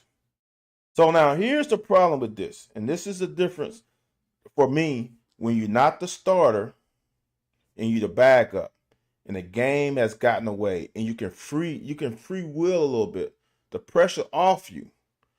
Watch this. Y'all remember last week, this same type of deal. Cutter stepped up in the pocket, and I think that time he ran to his left and threw a dart for a first down. All right? Watch what he does this time. All Cutter had to do, there's no one open, is step up in the pocket. Now, I think there are linebackers here, but since the damn angle's so tight, I can't see shit. If he steps up in the pocket, y'all, there's no one there. Now, here's the thing what happens when you step up in the pocket, y'all. These linebackers have to step up. And when they step up, there's a void right behind them. I don't know what kind of routes we running because the fucking angle is so tight. But I promise you there's somebody in the middle of the field somewhere. So if you pull those linebackers up with this step up in the pocket, you might be able to throw over their head for a first down. Climb the pocket. Climb the pocket. Do not go out the back end of the pocket.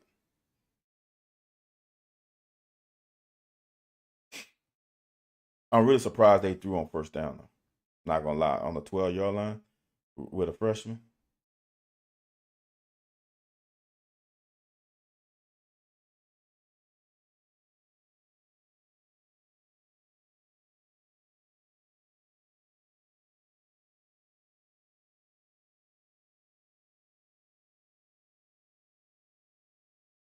Y'all, I don't think Farmer had a good game.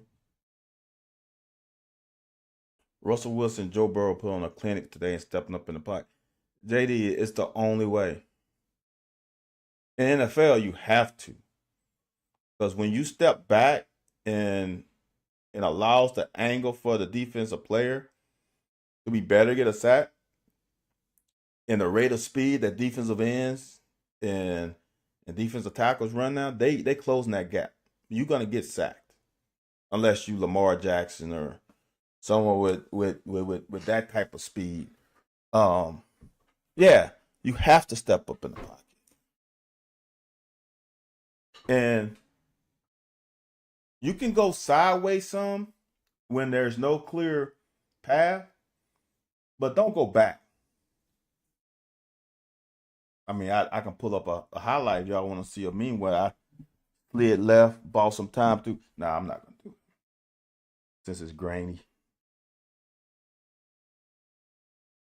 Now, I'm looking at this Coach Chandler, and like I said, this is the second time I'm watching it. Why is Farmer blocking this guy who's already been engaged and not getting to this linebacker? Like, that makes no sense. Because that guy is the one that makes the fucking tackle.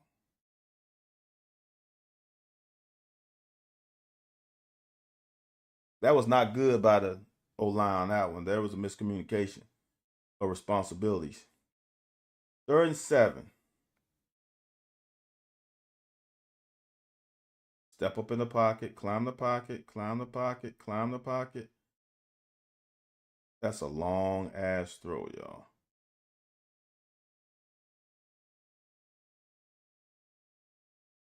Good question, JD.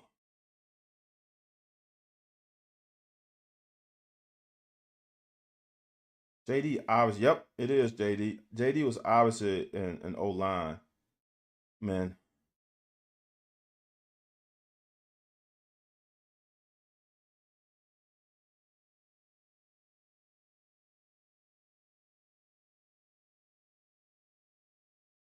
Ooh, I don't know, JD. I see. This is why the fucking angle is bad. I don't know if there's something there. I can't tell. No, that's not because there's a white hat on that side. Nope, that's not. Yep, JD. They just didn't block as well as they blocked the last time.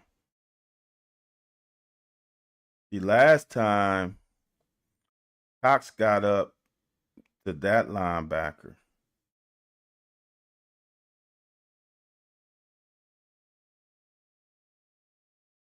They also played it better though. They played it better too. But yes, it wasn't that successful.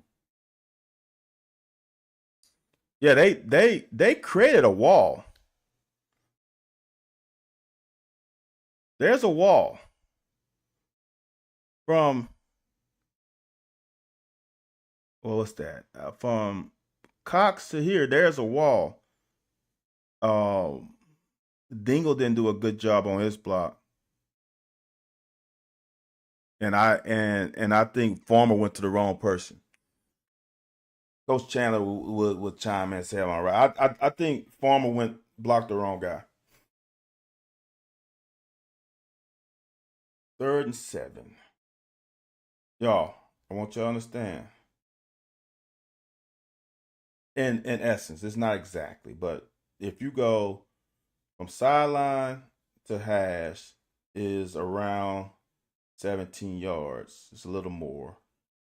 Then so sideline has 17. So that's 34. So it's like I think the from middle to hash is 16ish or 15ish. All right. So I want y'all to think about it. So from here to the sideline is 30 plus yards. All right. This pass is going to be thrown, I think, to the, let's say the 20. It'll be 10, 15. Let's say it's about 15. 15 yards this way. This is about 22 yards. That's like a 30-yard throw. That's too long a throw when the timing is not right. See, what happens is Cutter needs to throw the ball now. He needs to throw it before he breaks. Y'all remember the Quinn Ewers pass on Max when Max was playing soft, but the ball was in the air before the receiver broke, and now it's hard. Look, if the ball is thrown before the receiver breaks and it's a good ball, the defender will never knock it down. Ever. It's impossible. Now, if the time is a little off and the ball is thrown after you break, now me as a defender can see you break and break on the ball. Now that ball can get picked. Cutter didn't trust it and held the ball too late before he threw it. Simple as that.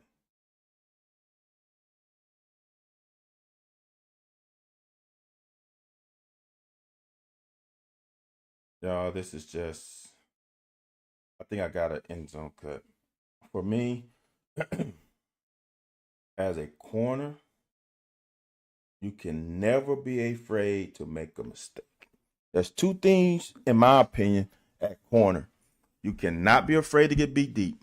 Because if you're afraid to get beat deep, you're going to play your technique differently. You're going to play your technique not to get beat deep, which means they're just going to complete every fucking pass underneath you all day because you're just too worried about getting beat deep. All right.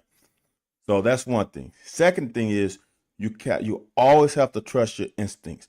Do not ever, ever, ever question what you feel is going to happen. As I say, for me, especially when you study film enough, where you have a pretty good idea of what they're going to run. You can never question your instinct. Your intuitions are the strongest things you have as a person. If you have an intuition, go with your intuition. And here's why you can go with your intuition in college is because if my intuition proves me wrong, I can still always jam the receiver as long as the ball's not in the air. There's no PI after 5 yards in college. So if my tuition says they're going to run an out route and he does everything in his route that I've studied that said this is an out route, everything is 1st and 10 on the plus on the in the green area, green zone. They like to run these out routes to get these 5. You trust your study, you trust your intuition, you trust your instincts. And if it changes, then you got to adjust. Watch Max here. He doesn't trust his instincts. Right here, right there. Right there, he felt out route. But then he was like, nah, it's a little deeper than I'm used to. And he opened up. Right there. That was the failure of this route. Now he's going sideways instead of downhill. If you see a DB break with his feet like that, it's done. You got to break with your feet close together so you can accelerate. Because now he's got to bring them close together to then accelerate. All right. So if he trusts his instincts right there and put that right foot right here and, and then drove that left foot forward, y'all, this is a pick because the reason why is watch where the ball is thrown. It's thrown inside. That's a pick. And you cannot just bump the receiver. You got to wrap him up. Wrap him up, push him to the sideline.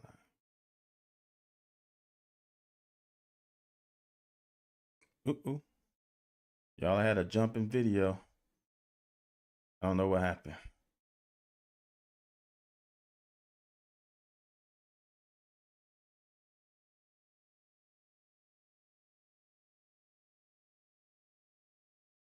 This is not bad by story. This is not bad by story. I don't like the fact that he's not screaming downhill right now. What is preventing him from screaming downhill? There's nothing about these big boys that say pass. Nobody in the O-line says pass. Once this guy, if you're reading your keys, right? The way we were taught, and 3-4 makes it easier. You read the uncovered lineman, right? You read these two guys. Read him, and you read him. Them two guys you're reading. Watch the left guard go downfield. You know right now it's a run. So now you should start filling your gap. You should be starting matriculating down close to the line of scrimmage so you can shoot your gap. This is the little kind of stuff that bothers me, is we just a beat late because we don't trust what we're supposed to do. Shoot your shot.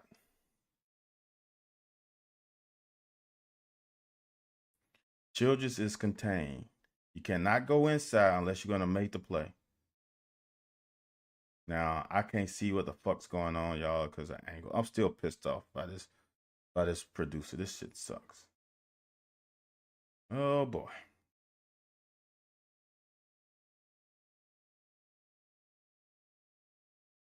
There's a lot wrong with this. All right. Coach Chandler, would you call this duo? So they're doubling Dion. They're doubling Dion. And they doubling Josiah. Okay? If they're doubling both of those, we should be screaming to the ball. Inside out. Because you should be unblocked. Okay? And so, let me.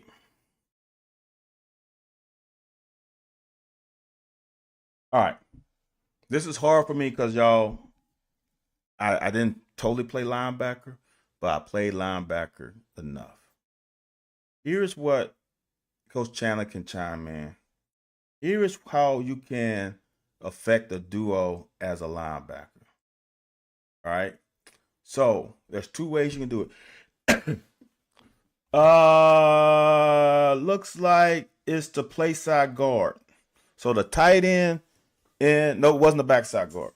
Just play side guard. The tight end, play side tight end, play side tackle, are doubling the 4-eye, the backside guard and backside center, and the backside and the center are doubling the nose. All right, y'all. This is how linebacker shooting that gap can affect the duo.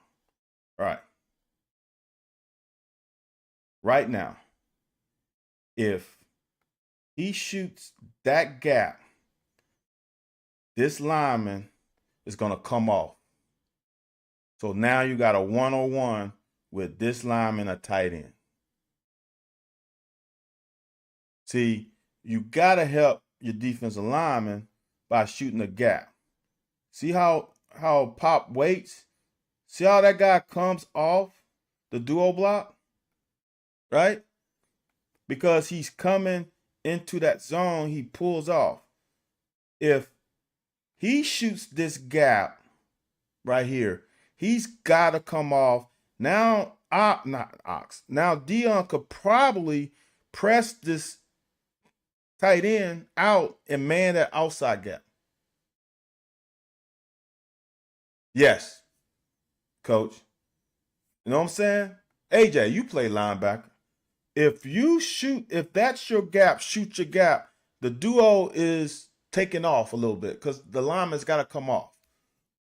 And I would say he has this gap because you got contained here.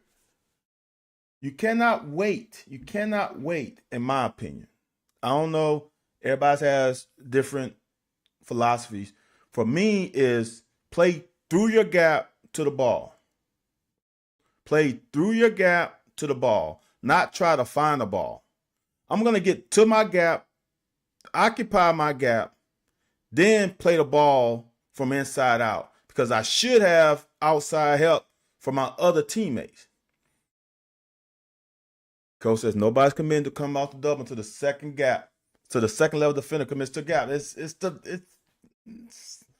So the longer they wait to commit, we will have to take the first level. Look, y'all, I'm gonna tell you this. I don't care how good Dion is. When you have two people blocking you, it's hard. Dion's what? Let's say Dion's 330. Let's say that tackle is 315. The damn tight end is 250, 260. He's going to get pushed. You can help him out by shooting through your gap to get one of those guys off of him. Right? Other thing you can do is, and this is just me, this is the stuff that I've learned in my history. Now, I'm going to just tell y'all, my learning of this is from 1990s. This is 2020. They might have changed things a little bit. Here's the other thing you can do. All right. Is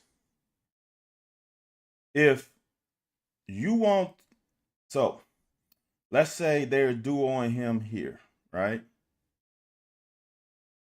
If you fly up, right? You fly across. This guy got to come at you. So now that takes the outside pressure off of Dion. So once you see him come off, you rip under and you let Dion take the outside gap. Does that make sense? So if they're doubling him here, right? If this linebacker press that hole, kind of like playing running back, if he press that hole and get this guy to come off, go under Dion. Now Dion has the outside gap because now he doesn't have pressure on his outside, and you take the inside gap. That's another way that I have seen my guys being taught. Now, I wasn't the guy being taught, but I pay attention because I'm going to tell y'all DBs, pay attention to all this shit because it's going to affect how you play.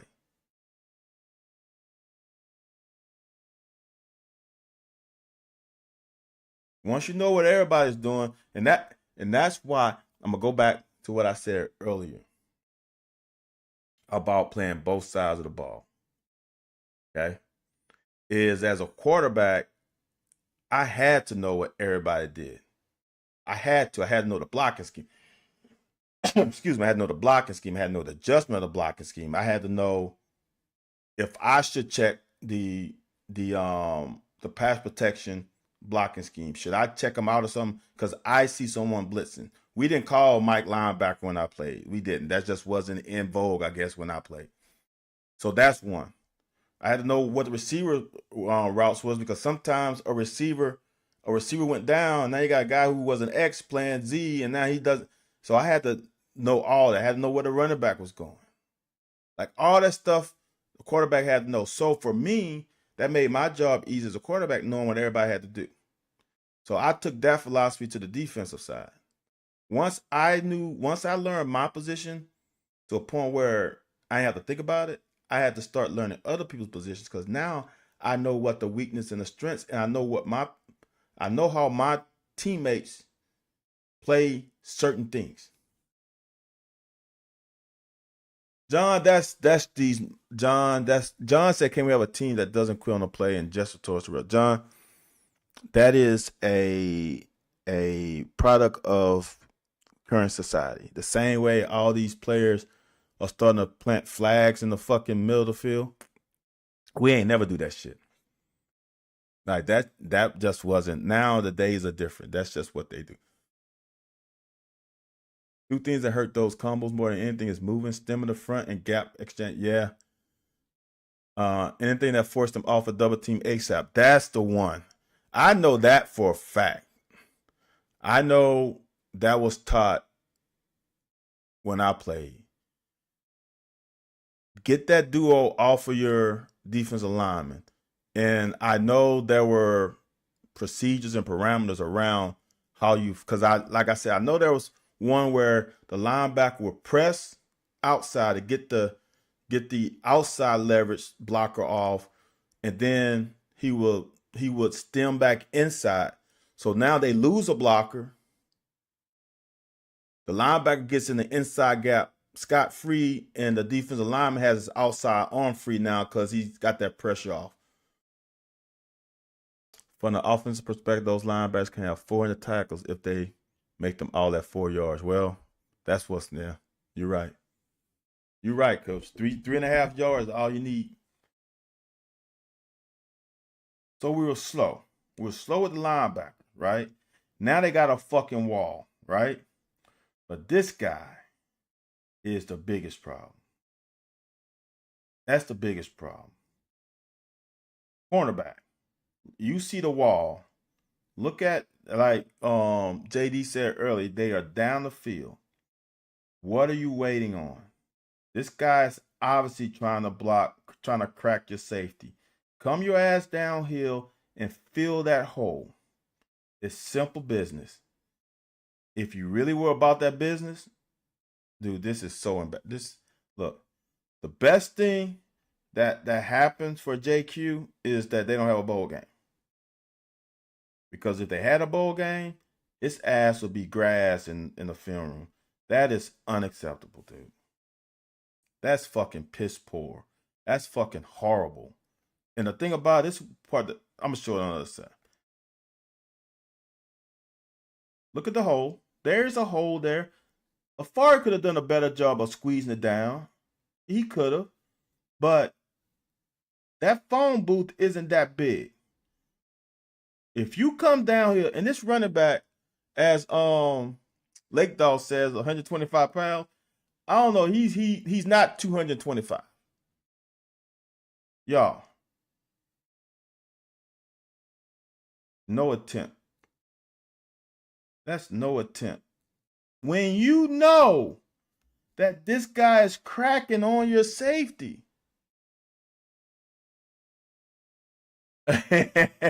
I don't know, coach. Not nearly as bad. He's got like 3 of them. Dude, this is unacceptable. Look, that right there is embarrassing. But watch what he does at the end. Like, man, I just missed that tackle, man. I had him. Look at that. Yeah, I had him. Damn, I had him. Bro, you ain't even try. You didn't even fucking try. That was not a try. The bad part about it, look how close they got. Now they just, 15, 20 yards? Yo.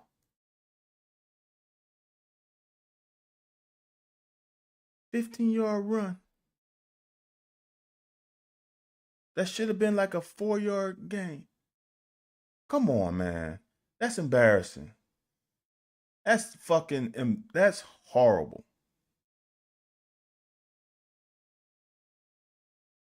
Just like this is horrible. I don't know, y'all. I don't know how big these kids are.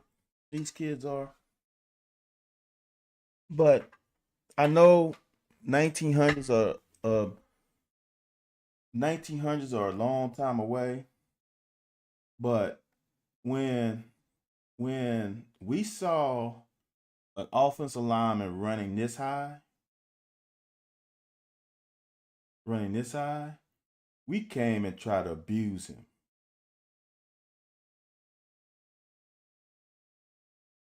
We tried to abuse him.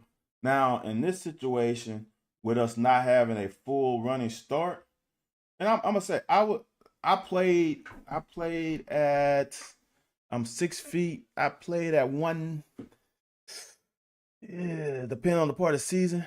I played at 195-ish.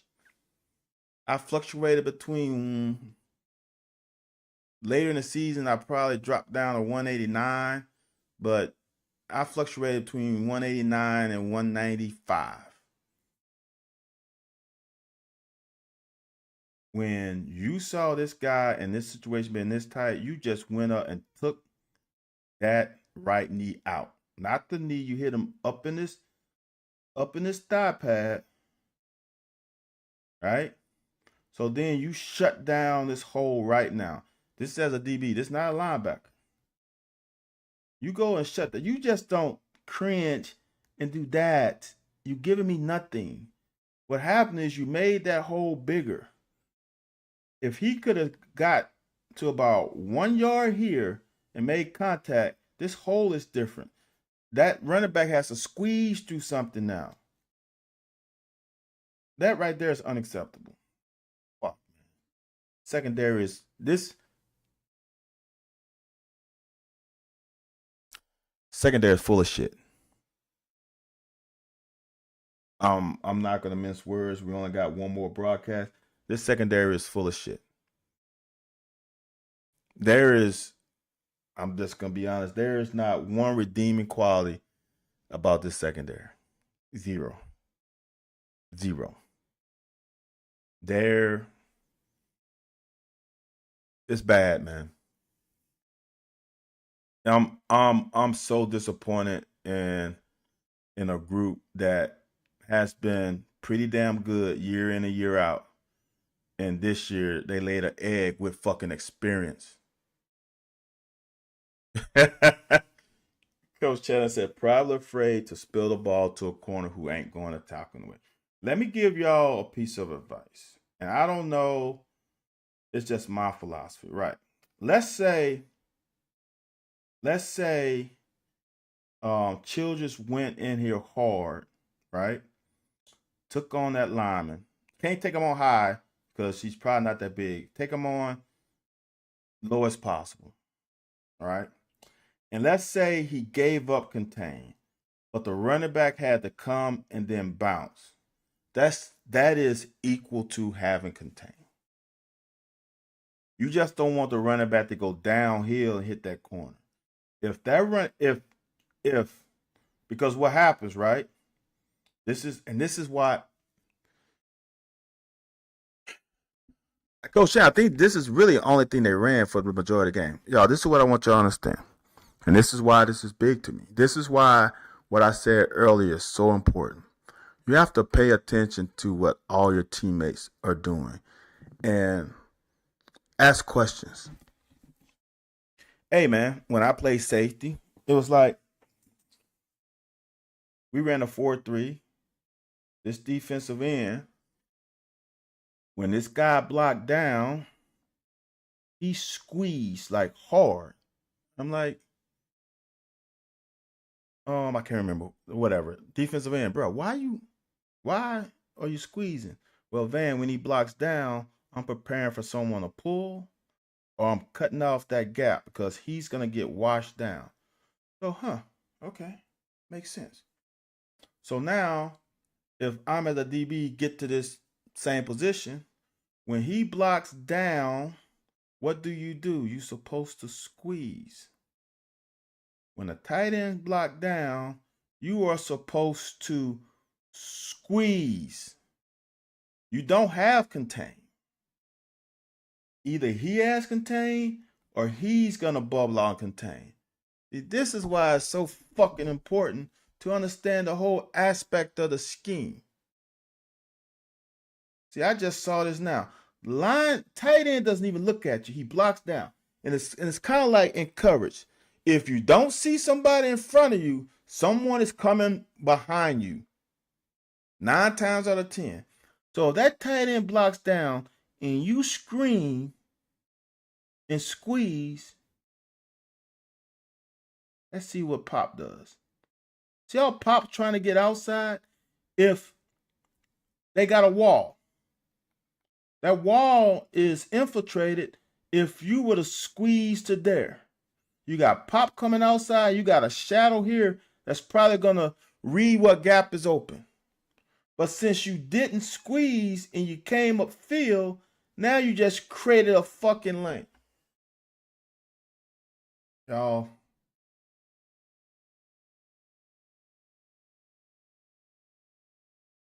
Are you just gonna play the game or gonna be a student of the game? When you get to this level, you better become a student of the game. Because when you get to the other level, the NFL, you better be a student of the game. Because you're unless you are elite of the elite, your talent's gonna tap out. And then you're gonna be wondering why I'm not playing because you don't fucking know the concept.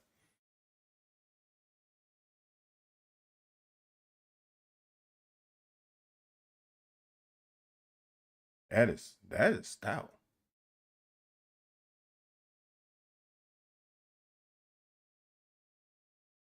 Something odd coming up. If it's the touchdown, remember on third and fourth down, Cats have a guy who was playing O-line. I saw that too.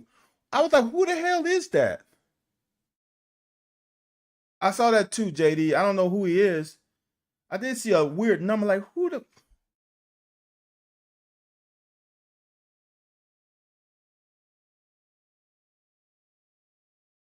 great work by these linebackers. Good job by Dion. So there's no cutback. Good job. So now we 3rd and 1. I'm just pointing people out now. And I'm an asshole because I played the position. I'm an asshole. All right. Ramsey. Yeah, I think you're right, JD. I want y'all to watch. Love it. I want y'all to remember. It is 3rd and 1. And it's what is on like the 2-yard line. You have to drop your nuts and man up.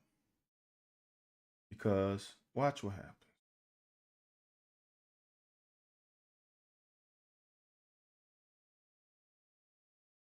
There's no pass.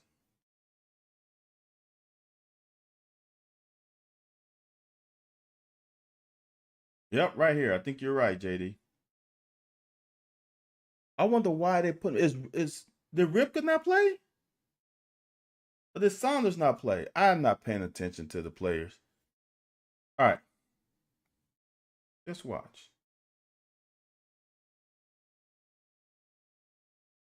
Y'all, this is played pretty well. Okay?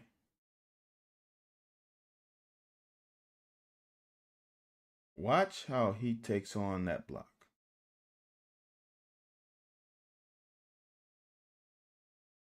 He wide. See how he widen out? See how he widens out instead of fucking stoning him in the hole? Look, I'm I have no problem with you cutting that damn lead block, that fullback. I have no problem with you coming down here and fucking creating a pile, creating a mess in there, and then letting it happen. You cannot widen and play soft, dude. That's embarrassing. See that? Can you see what I'm seeing?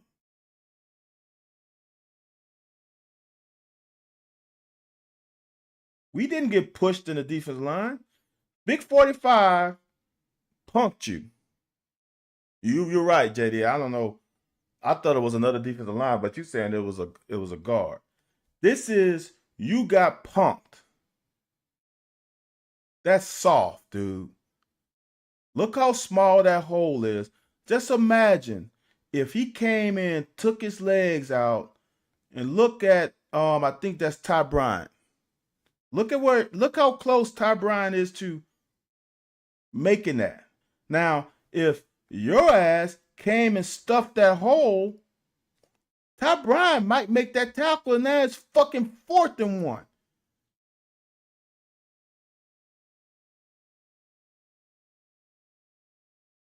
I don't know, y'all. I don't know. I don't know. I'm I'm confused because that's not that hard. That ain't about fucking scheme. That ain't about fucking coaching. That ain't about fucking technique. That ain't about how fast you are. That ain't about how strong you are. That's all heart right there. That is am I willing to lay my body on the line for everybody else who's trying to fucking hold the line and stop this team from scoring? You got them in 3rd and 1. And you actually got this in a pretty good situation. But one guy says, I'm not gonna lay it on the line, and I'm gonna just just pitter patter with that guy and let him just push me out. That's fucking god awful. That's horrible, y'all.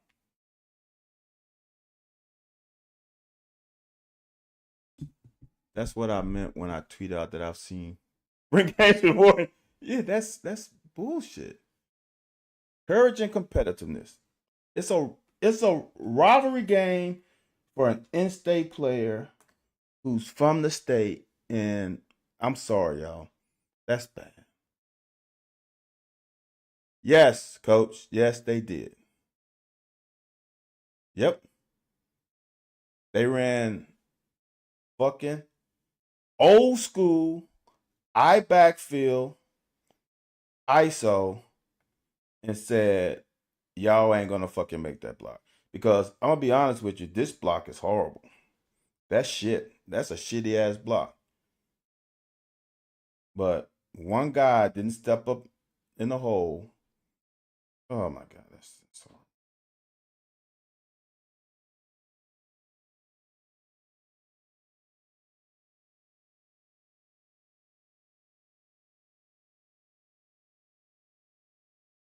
It's interesting how one guy gets penetration, but watch this side. Watch, I think it's Josiah.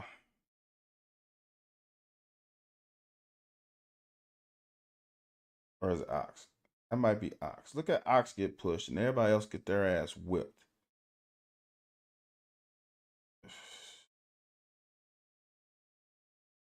Oh,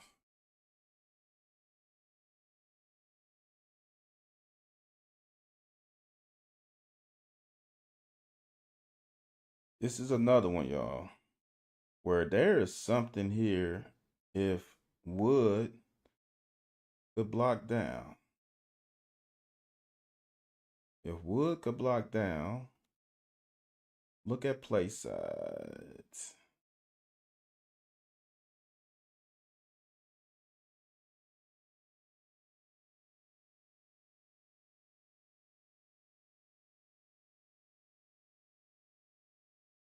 It probably was JD.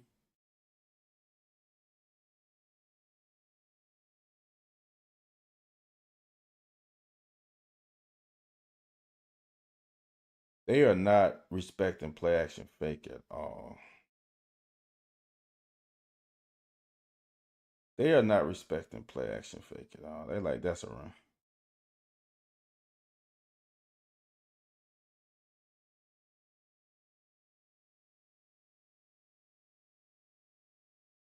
Pretty good. Pretty good vision.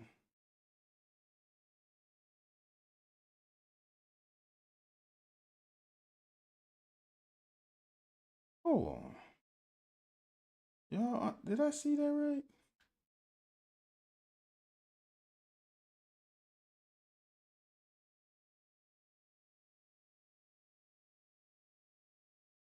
That's tackle over. I knew something was weird. That's Wood, and that's two tight ends with Farmer. I was trying to figure it out, y'all. Now I see what it was. That is Wood over there.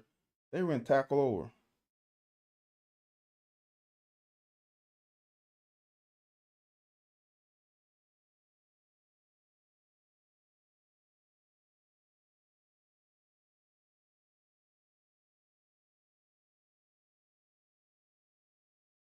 Well, how many men they have in the box? They got 8 in the box. Whew.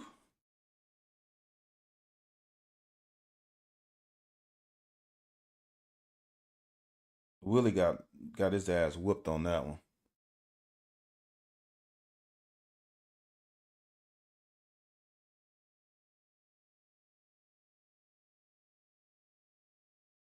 They have done that some probably why they didn't respect the motion. There was a tendency of going tackle over, coach. Yeah, because they didn't respect any of the candy, the eye candy. Oh, we gotta make that layup. You gotta make that layup, Cutter. Was that ball tipped?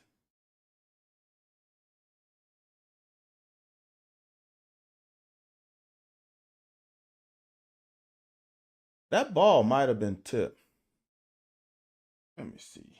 Let me get the old trusty magnifying glass. Let's see if that ball was tipped. You cannot tell. That's worse than my film. I think that ball was tipped. Now that I look at it, because the rotation on the ball wasn't great. I'm gonna give him that one. I thought that was a layup. I thought that might have been a tip ball. And running to the tackle. Okay. Let's see if the ref gives the tip signal down here. He just gave incomplete.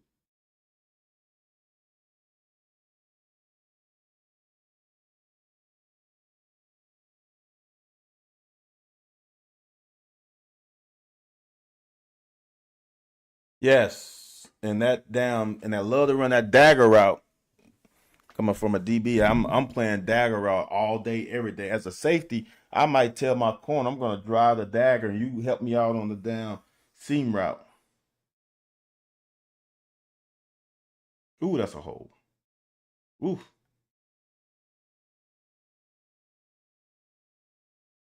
I'm sure they call that.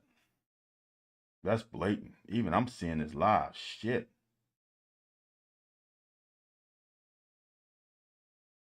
Ooh, that was a bad. Is this the dagger route again? Let's see what they got. Yep. Well, I'm sure. And is Macklin clearing out, and they run that dagger? You're right, coach. This is another Tennessee. Let's see if. Yep, I think he's clearing out. Yep, he fucking sat. He knew it was coming, and they got the hole.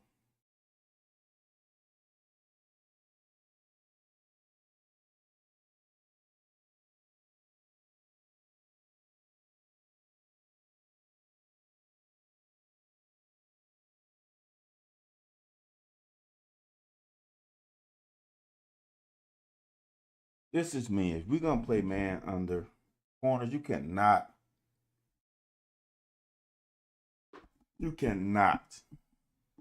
allow the receiver to beat you inside. Make him throw the long pass. Cannot give up inside leverage. The RPO. Okay. All right, JD. Now you got me looking a little bit.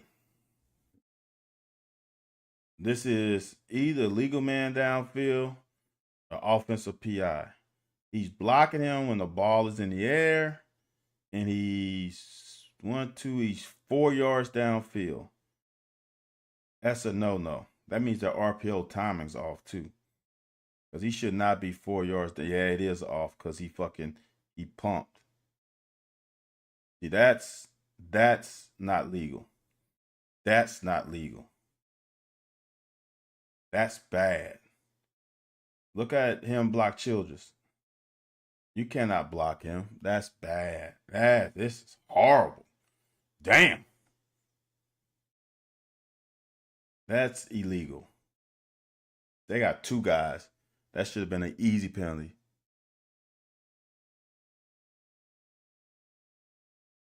Coach, take your offensive fucking hat off. Take your OC hat off.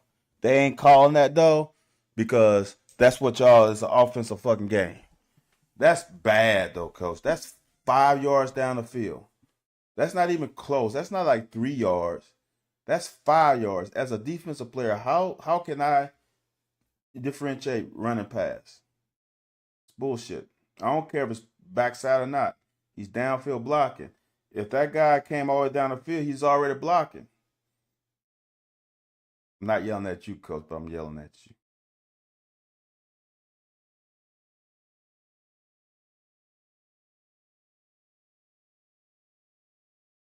Why is Todd Bryant breaking down so far away from the running back? He could have taken one. 2 more steps and broke down here and made that tackle for like a 1-yard gain. Coach said he calls plays, not penalties. Come on, come on, come on, come on. Don't break down so far away. Good tackle.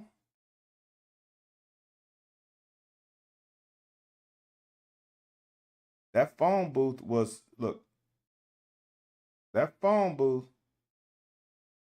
was small enough for you to almost come up there full speed.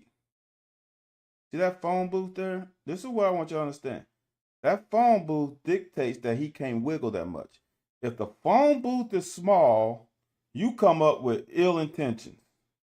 If the phone, I don't know how to explain it. That phone booth was not that big, so he had no chance of shaking you within the phone booth.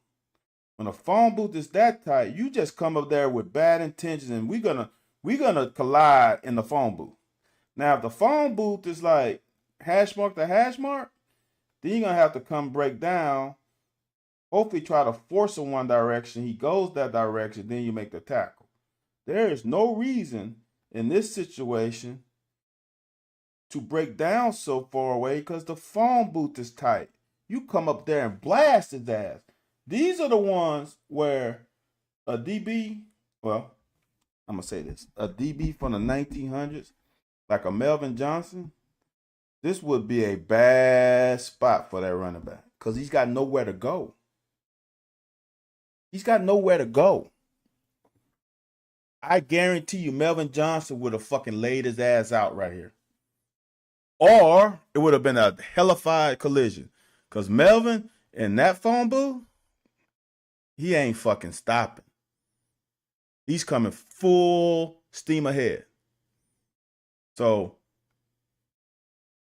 word to the wise, if you are skittish of contact, why are you playing safety? And I don't think Ty Bryant is skittish of contact. I just think he doesn't understand that phone booth is tight. And when that phone booth is tight, you can unleash. There's this breaking down stuff. Breaking down, if you can meet him before he exits the phone booth, you can come and tear his ass up. Now, if he is exiting the phone booth, now you got to break down because now he's got a two-way go. But if you can hit him within the phone booth, there's nowhere to go. There's nowhere to go.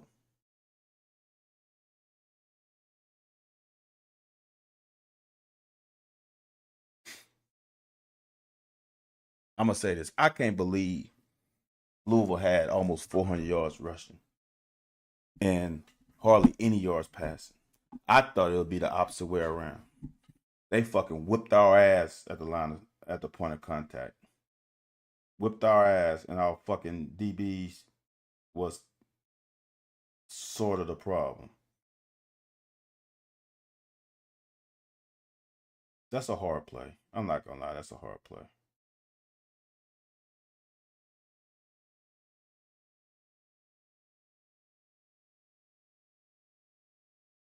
When you get penetration, we got to make the tackle for a minimal yard gain. And we blitz in the corner, which I don't know why we blitz in the fucking corner. Yeah, coach. So here's the deal. So coach is saying they got their yards in C gap. I think they realized off the first drive that they couldn't get to the perimeter on that first play. I also think on that first drive they realized they could not get in the A or B gap. So they have to go in between, basically off tackle, not quite off tackle, but off tackle to be successful for us. And they started doing that close formation deal. Either they would go backside tight end or reduce split. So then they would put one of these corners in the run game. That guy blitz, y'all. This is the shit as a play caller. I would be pissed off. They ran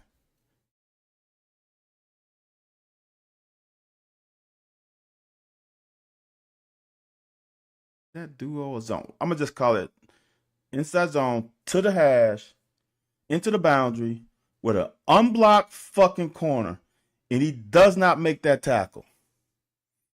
Y'all, he's unblocked. There's the quarterback goes away. This is your tackle, and he doesn't fucking make the tackle. This is embarrassing. He does not make the fucking tackle. That tackle should have been made right there. It should be 2nd and 13 or 2nd and 12. You called the perfect fucking. You just anticipated the right call, and they still get 2 yards when it should have been a 2-yard loss. Which I don't know why you blitzed that down corner anyway. So we're in a 3rd and 7. We're in a winning situation. I hate this call. I hate this call. I wish we had a check because if this running back goes out, who has him? We playing man. We'll call it one robber, one high safety, man underneath. They're gonna send out 5 receivers.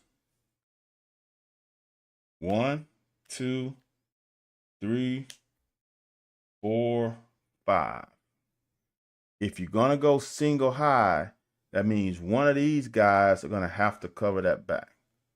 And like I said in my cut up, I don't know why more teams don't take the back out of pass protection, because someone has to cover him. All right. So just think about it. He's got him. He's got him. He's got him. He's got him. Now, these two guys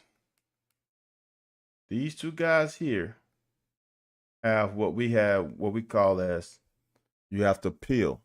If that running back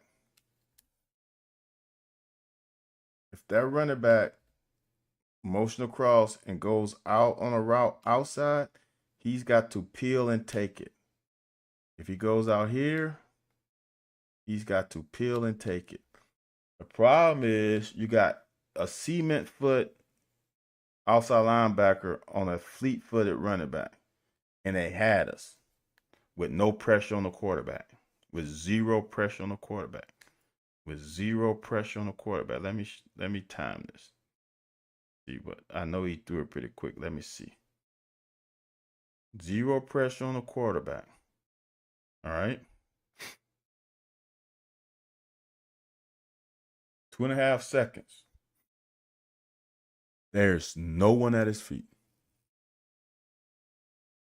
What does UK administration have to do to get NIL funding for football? They need to get some O-lineman a port and rebuild. Look, Inspector Gadget, the word on the street from my sources, they don't have an NIL problem. I've been told before the season, during the season, now after season, Coach Stoops has said it, we don't have an NIL issue. We got money. Here's the thing. You got to evaluate, and there's got to be quality guys in the portal. I'm going to tell you, good old linemen are not leaving their current situation because teams are holding on to them. Good offensive linemen are a dime a dozen in the portal. You ain't going to find many. And if you're a good one, great one, why would you come to Kentucky?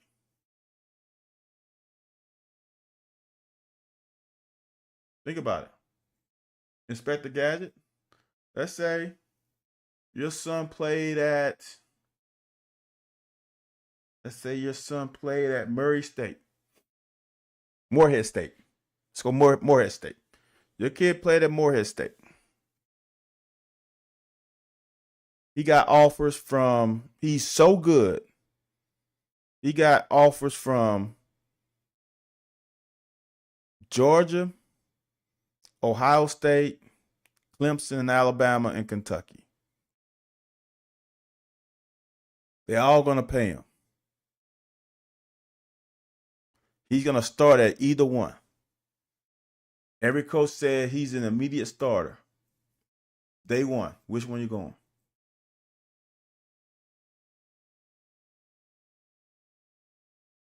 Lack of consistent pass rush was a huge issue. It's been a huge issue for a minute, coach. That's why your DB's got to be better. Here's what here's as a here's what you have to understand for the fans is that a great secondary makes a average front four look great because you're going to make the quarterback hold the ball 1 second longer. A great front 4 or 5 can make an average secondary room look great because the ball's gonna have to come out quicker. They work hand in hand. I've said this consistently. I would rather hurries than sacks. If I don't know exactly what the percentage was, but I would say half of my 8 interceptions in college came off of pressures. Not sacks, just pressures. My pick six against Zaire came off pressure. I like pressure. You have to be able to get pressure with your front. Yep. Can't now you can get away nowadays with guys doing these simulated pressures and playing and doing zone pressures. It's possible. Shit, even in high school we zone pressure. We drop three. Um, so it's possible. Three underneath and cover three. So it's possible zone pressure. Bring five.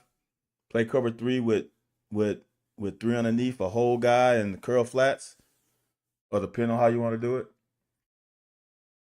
I don't know, Inspector Gadget. I really don't know. I don't know who's in the portal. Quality guys in the portal. Here's the thing: they gotta also want to come here too. We can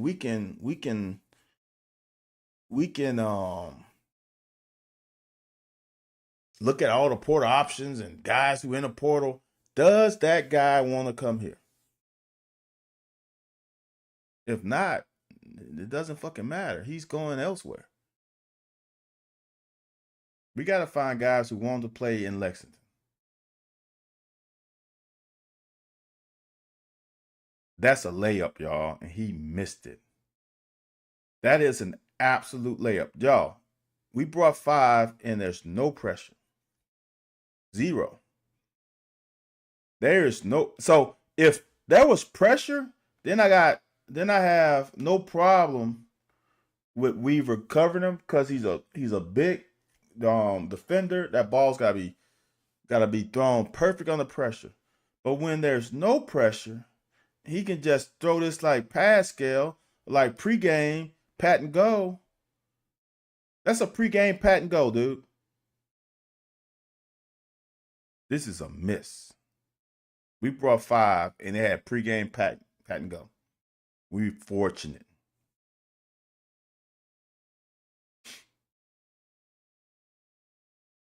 Ugh, I remember this play. This is a great job by him. If he doesn't make this tackle, y'all, how comfortable are you with more yards out of that? That's a great job by the defensive lineman. Retracing the steps. Hold on. Did we just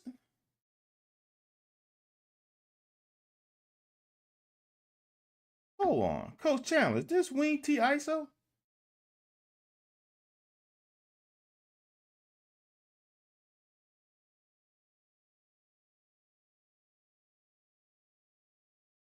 Yes, they need to do that more with damn Wilcox. That looks like wing T ISO. That is.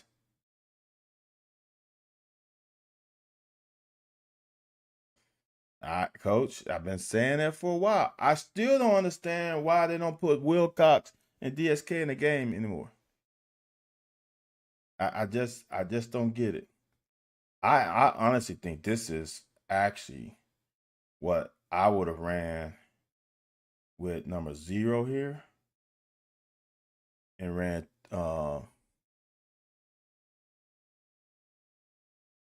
triple option. Put DSK up in the dive, pull it, and now we got triple option. Although they played it pretty well, I would have X'd him out and put Wilcox there and DSK as a dive. Inspector Gadget, you know damn well the day was gonna come. How many years did you have of you living it up? They'll call it zone insert. Yeah, that's ISO. Inspector Gadget, you had 5, 6 years of gloating on your coworkers. I hope you wasn't doing it too hard, because if you were going over the top, it's gonna be a bad day tomorrow. That's why you don't do that. That's why, Inspector Gadget, you act like you've been there before. See, now you gotta you gotta sit through it. You gotta grin and bear it. Now, if you didn't go hard at them for the last 5 years and they go hard at you, then you know that you had them. Because now they just win one little fucking game, and now they go berserk. Y'all, this was just too late. Cutter held the ball too late. This is, the angle is bad, y'all, but it looked like it was a smash route. And you got to throw the ball now. And he waited, and he waited, and he waited. Now he allowed that safety, who is beat by alignment, the way to drive it. And that whole shot is gone. I think I got another view of it. So, seemed like they're in quarters. The reason why I say they're in quarters, because this linebacker buzzes the flat. But you have them because this damn corner sat. Watch. See, he sat. He drove this, which he shouldn't have, because he's got a flat defender if it's quarters. So, in essence, the ball should have been thrown right there, and it should have been thrown out here. It's I would call it a switch smash. Switch route, they switch. Just let y'all know.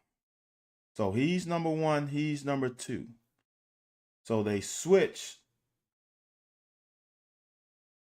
right there. Now he's number one, and he's number two. So once he went out, right, in quarters, he should cover the flat. He should sink. Since he didn't sink and he drove that arrow, if this ball was thrown outside, it's a completion. But it's got to be thrown now. So when I say that the safety is beat by alignment, look how far in he is. He's close to the hash. Dane is between the hash and the numbers. If Cutter would have thrown the ball right now and thrown it to the bottom of the numbers, that's a completion. He threw it to the numbers. He could have thrown it to the sideline. Ugh. So, I know what's going to happen. So, they came back with this closed formation, knowing that, in my opinion, knowing that a corner is going to be in the run game. I wonder if we play right and left corner. I wonder if we do. I wonder if they knew if they went to the left hash, they're going to run a closed formation and make him fill a gap. I'm going to show this. I think this is the touchdown. I'm going to show this from the overhead, because then it's going to really freak you out. Oh, no, that's not the one. I'm going to show it here then. So this is what I want y'all to understand. All right. Here is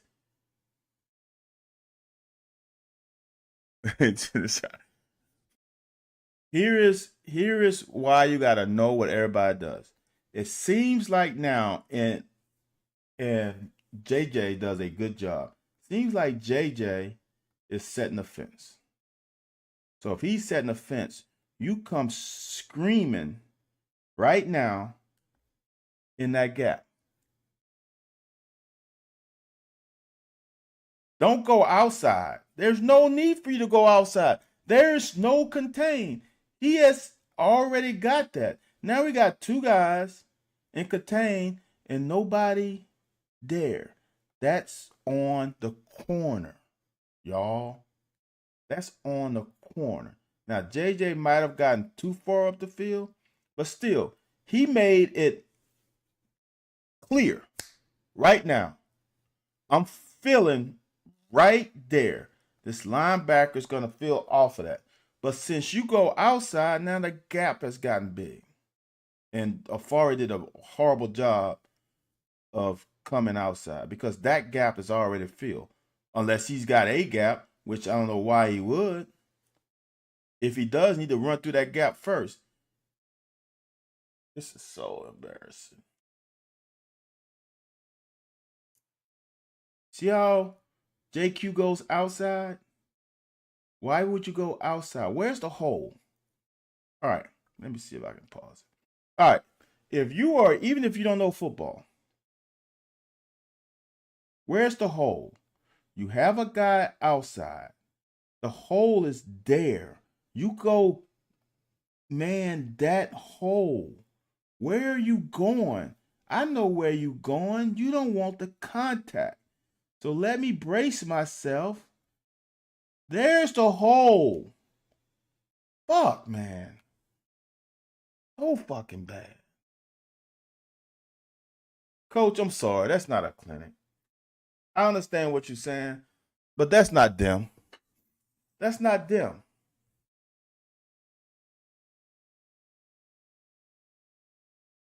Great job by Weaver chasing that down. I'm getting pissed. I don't know if I can make it through the rest of this. Ugh.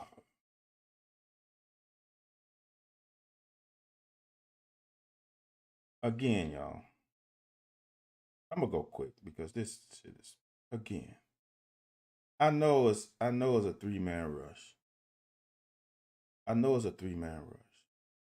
But we have to not let the quarterback extend the play going outside.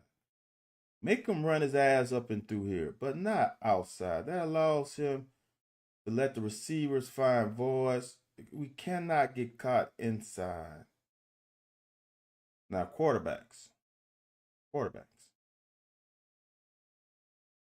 Throw the ball high in these situations because DBs, we have no shot of getting up there. If you throw it low, we have a chance of picking it. Throw the ball high. We were fortunate that he stepped out of bounds.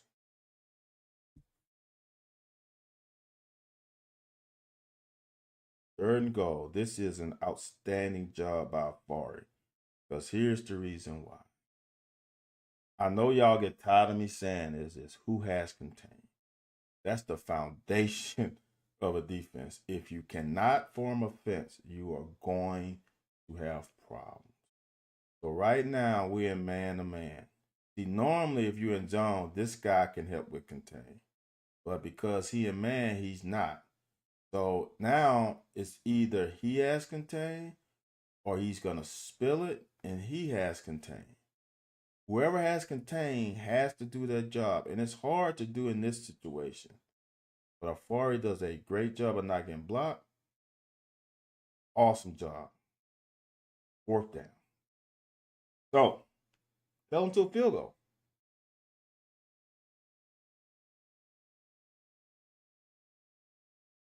Now, we got to put points on the board offense. Find a way. And down Farmer. This is one of the worst pass sets I might have seen in a long time.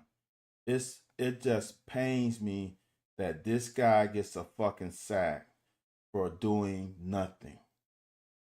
There's no move, there's no rip, there's no swim, there's no punching hands down, there's nothing. He just runs right by Farmer. Just runs right by him. Look at this. There's nothing to that. He just hinged and opened the fucking gate for Nine and said, "Hey, let's go fucking just get us that." Fucking horrible.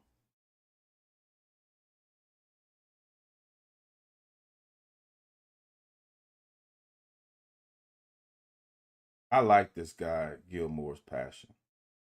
I like it. I like it. I like it. But that's not PI, dude. This is high school. I mean, this is college. They can hit you. As long as the ball's not in the air, you're free game.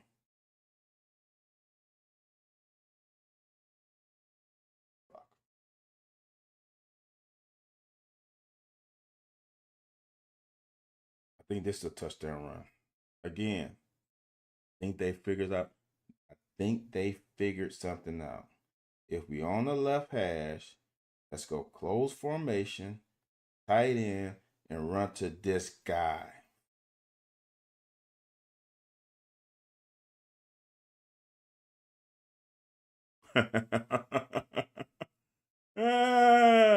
You hear me? Coach Chan, you hear me? I think they figured something out. Ball's on the left hash. Number 6 is playing to the right side. Close formation, reduce formation, and we're going to run into his ass. Oh, don't tell me it's not going to. All right. Watch this, y'all. I hope it doesn't freeze up.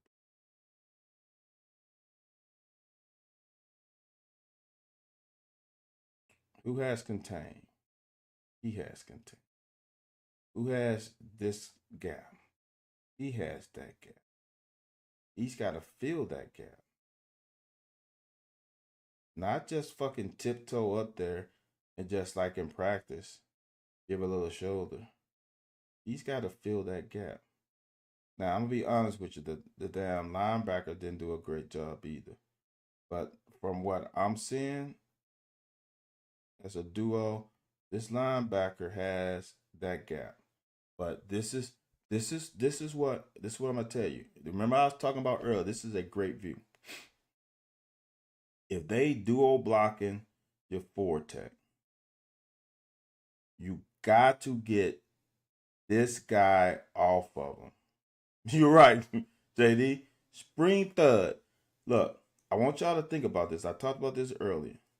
All right, if they're gonna duo block my defensive end, all right, I want y'all to think about it.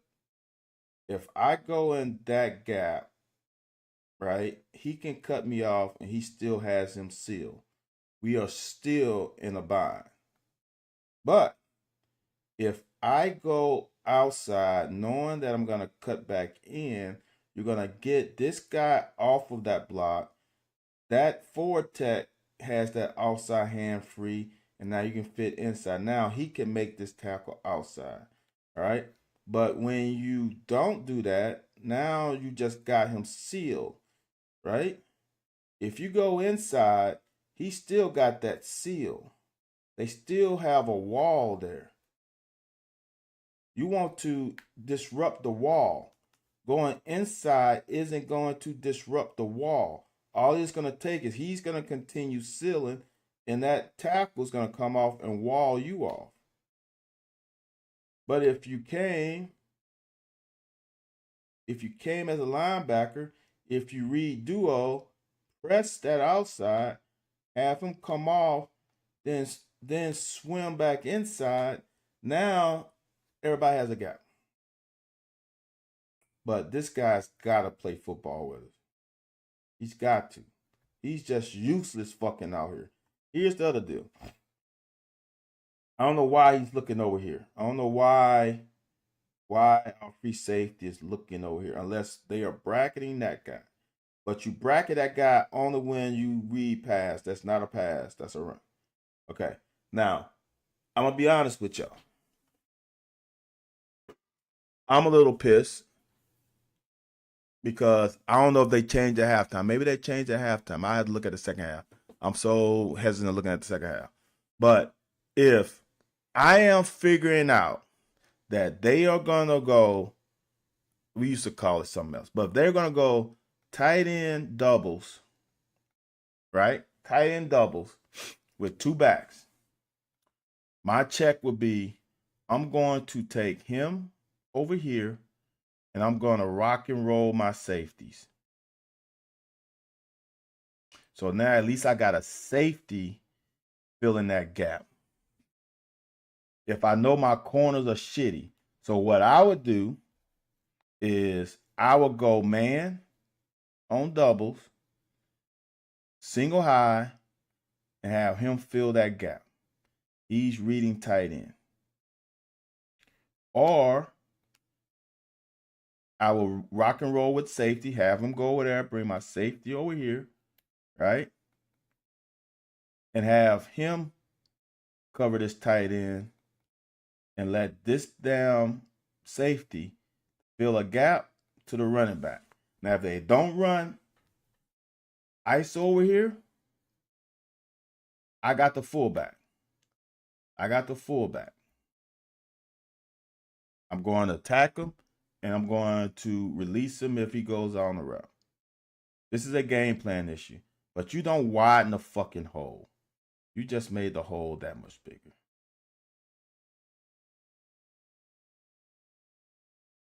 Touchdown. Now it's 17-0.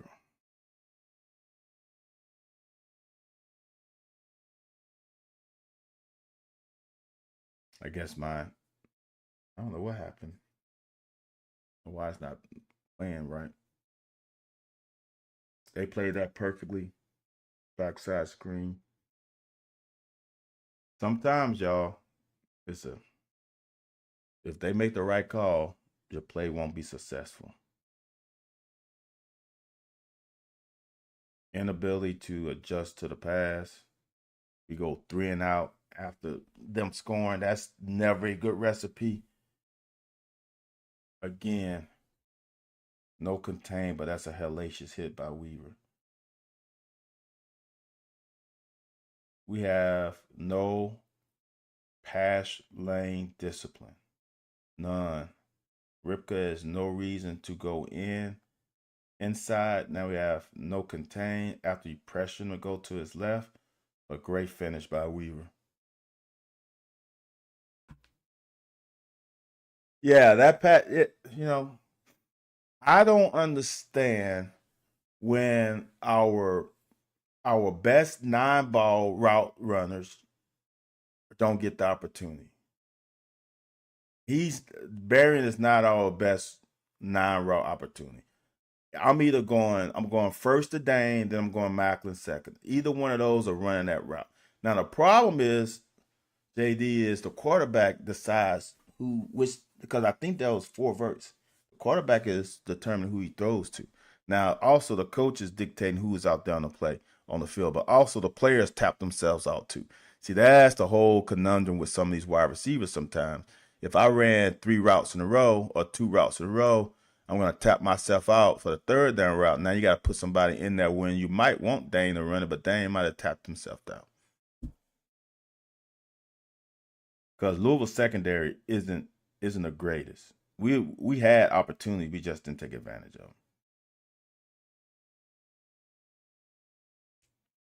them. 3rd and 3. Pass rush disciplines. Now, after this happened, it's hard because he does a great job of sealing off that potential tackler. And that's how they got this first down. If you don't win on 1st and 2nd down, you can't look at me to win on 3rd and 3. Is that a hole? A little bit. It's not great, but he's wrapped his hand around Deion's waist.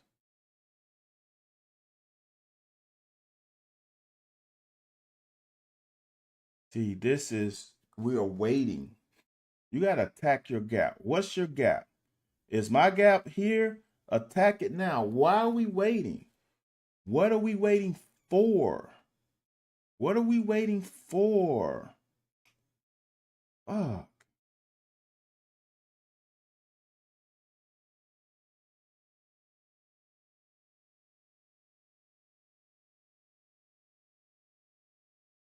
We need to, Afari isn't an inside linebacker. We need to move Afari back outside to field side outside linebacker. We need to bring in 2 portal guys. All right, y'all. This is, you got to give it to this one hand catch. It's not the best coverage, but that's a good ball with a one hand catch. I mean, damn. Sometimes you got to tip your cap. That wasn't great coverage by Max. Obviously, I can't tell, was it a double move or what? If it was just a straight 9 route, that's horrible. If he gave him a double move, it makes sense. But I can't tell because the fucking camera angle is horrible. But that was also a great ass catch. Good job by Josiah. That was a great ass catch, though. That's a one-handed catch with one of his hands taken away, and he just snagged it. Good defense. He dropped it, but that's pretty good tight coverage on the out route. Again, y'all, this is what I want young guys to understand. Make them throw the out route. It's a longer throw. He's got to be on his P's and Q's. Just don't let him throw across the middle. Stress him out by being tight enough to it. You're going to be beat by a lineman. You playing inside. If he runs an out route now, he's going to beat you to the spot. It's a great play by Max. Now he just held him to a field goal, but now that's just too many. It's 20. Now, if we could have got points on this drive, because that is a damn good throw. He goes from number 1 to number 2 play side. This was the best throw of the day for him. He's reading, which it bothers me a little bit. All right. Because I asked for Bush to give him easy read. He gave him an easy read. They're in cover 3. Single high safety, and both of these corners are playing deep third. So that means you got curl flats. All right, curl flat, curl flat. All right. If you're reading this side, you are reading him.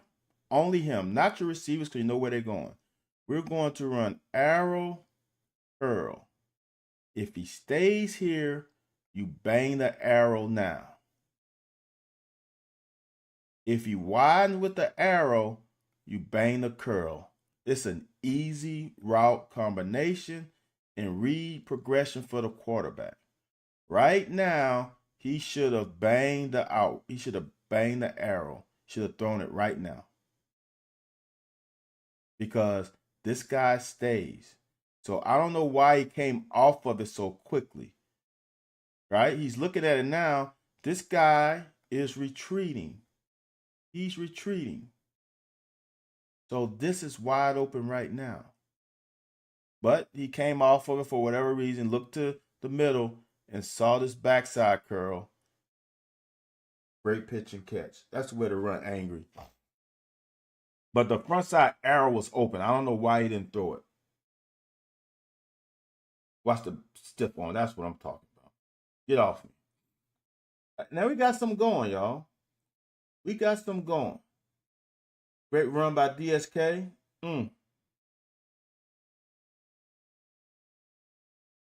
Get the first down. That's the way to get vertical.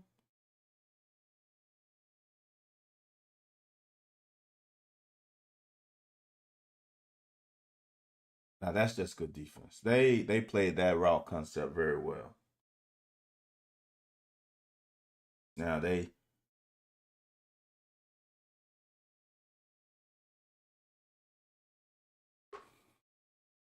we blocked this poorly. And then they got penetration. Now we got a loss. Now we're in 3rd and long. Here's the thing as a quarterback. It's 20-0. We need points.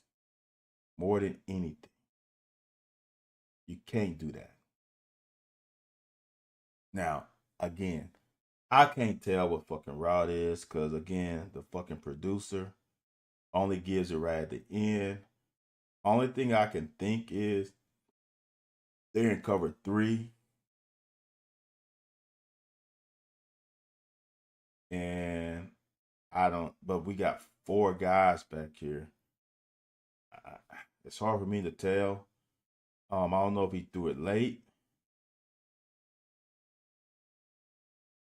because the ball, the shadow of the ball is right here. So that's late. Now, here's the deal for me, and I don't know y'all because I'm seeing it right here, is if he would have threw the ball right there, he might have had a shot. But he threw him down, and that allowed the DB to climb in front. So he throws him down. If he would have thrown that ball at the back of the end zone, he might have had a shot.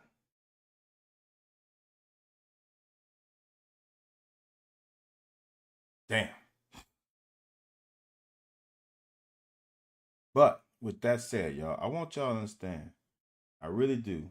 This is where I got to give these kids a little credit. And this is, they haven't quit. It is 20-0. With 149 left in the first half. They could have just been like, man, fuck it.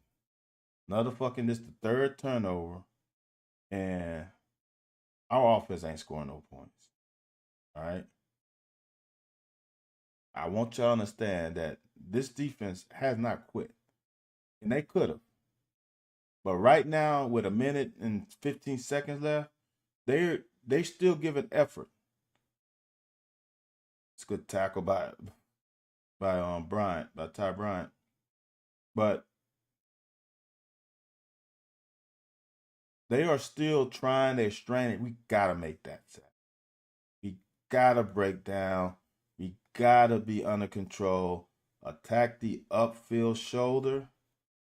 Attack this shoulder, not this one. Attack the upfield shoulder. You make that sack. They still get something out of it. We still didn't get a sack when that should have been a sack. But at the grand scheme of things, it all worked out. Next play, we hustled. That's a great job by Childress. Great job by Ty Bryant. Peeling back, stripping the ball. We get the ball. Look at the excitement still from this group. They're still in it. It's 20-0. Watch the excitement by all the players. Look at them. They are still in this thing. Great job by Childress missed 2 back-to-back plays by inches, but Ty Bryant is the one. I want y'all to understand this is excellent play. He has contained. So he forces him to go inside, which now I got people running. Look at Ripka running. Look at Big Ox. I mean, is that Ox? I think Ox. Silver running. Look at Dion trying to peel back. We got linebackers coming. We got, I think that's Max. JQ coming. Look. Effort, man. So now we have a chance, maybe to get a little momentum. No.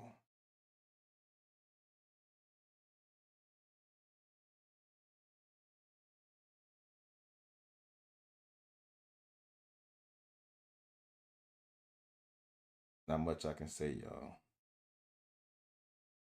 Fuck. Yeah, we got away with that pass, but that's it, man. That's it for the first half. 20-0 game with 3 turnovers. You can't do that. You can't have 3 turnovers in the first half. Especially one of them when we had a chance to put points on the board and you came away with nothing because you threw a pick in end zone. Not very good. Then you threw a pick on the outside of the field, gave them a short field. Not very good. I don't know, y'all. I don't know. It is not a good feeling. Man, it's not 71 on that series.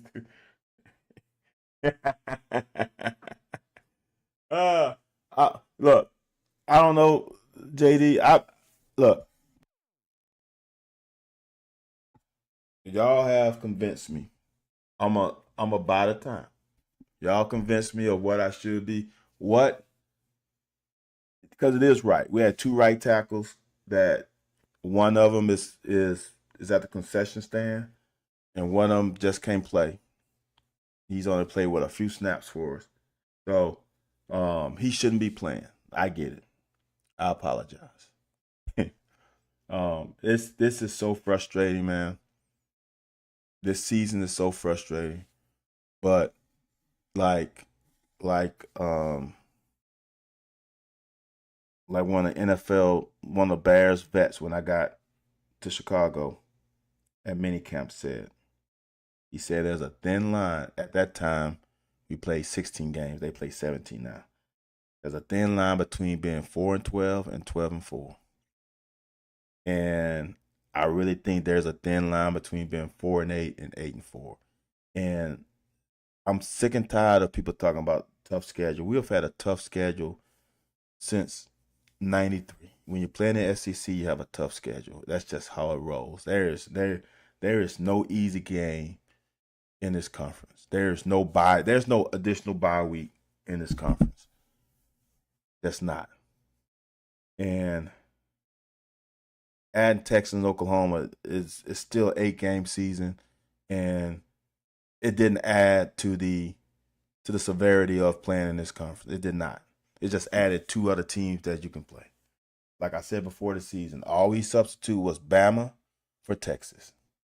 And I can't remember who the other team. And Auburn for somebody else. That's all. It was the same schedule we played last year. Same schedule we play every year. Playing this conference is a bitch. That's what we signed up for. It may be a thin line, but it feels like the Grand Canyon. And it does. It does feel like the Grand Canyon. And like I've said before, it's expectation. And Mark Stoops created this monster.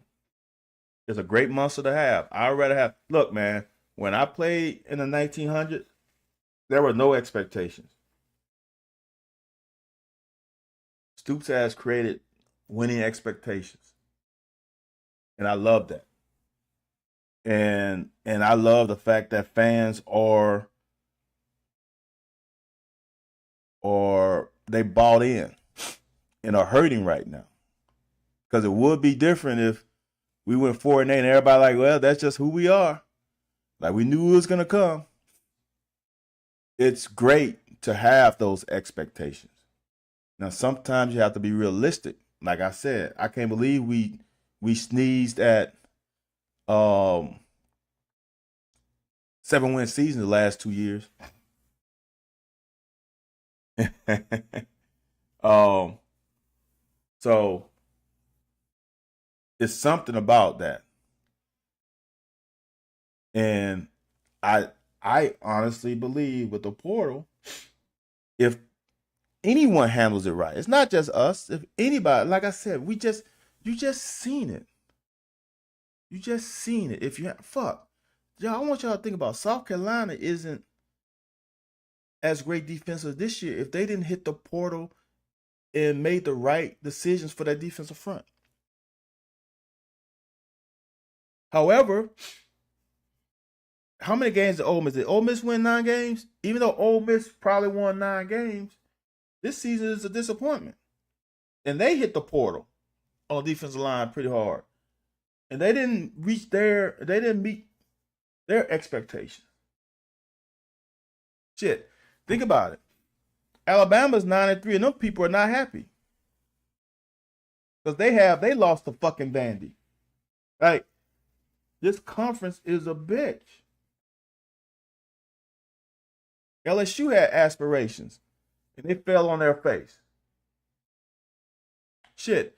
The preseason prediction was Missouri has the easiest schedule, and they should be in the playoffs. So now they kind of didn't meet their expectations. It hurts to be 4-8. Not gonna lie. And it's not the record, it's how we got there. Because when you worry about the results, you miss out on the joy of the process. This process has been horrible. Coach said Florida State. You're right. Damn Florida. Remember when Napier was on the way out, and now this motherfucker won 7 games. Remember that time? Remember all game was a turning point for the program, and they have won 7 games, and people wanted him gone. Now that's underachieving for the tradition of that program. But did anyone think they were going to win 7 games, four games of the season? And they had some good upsets.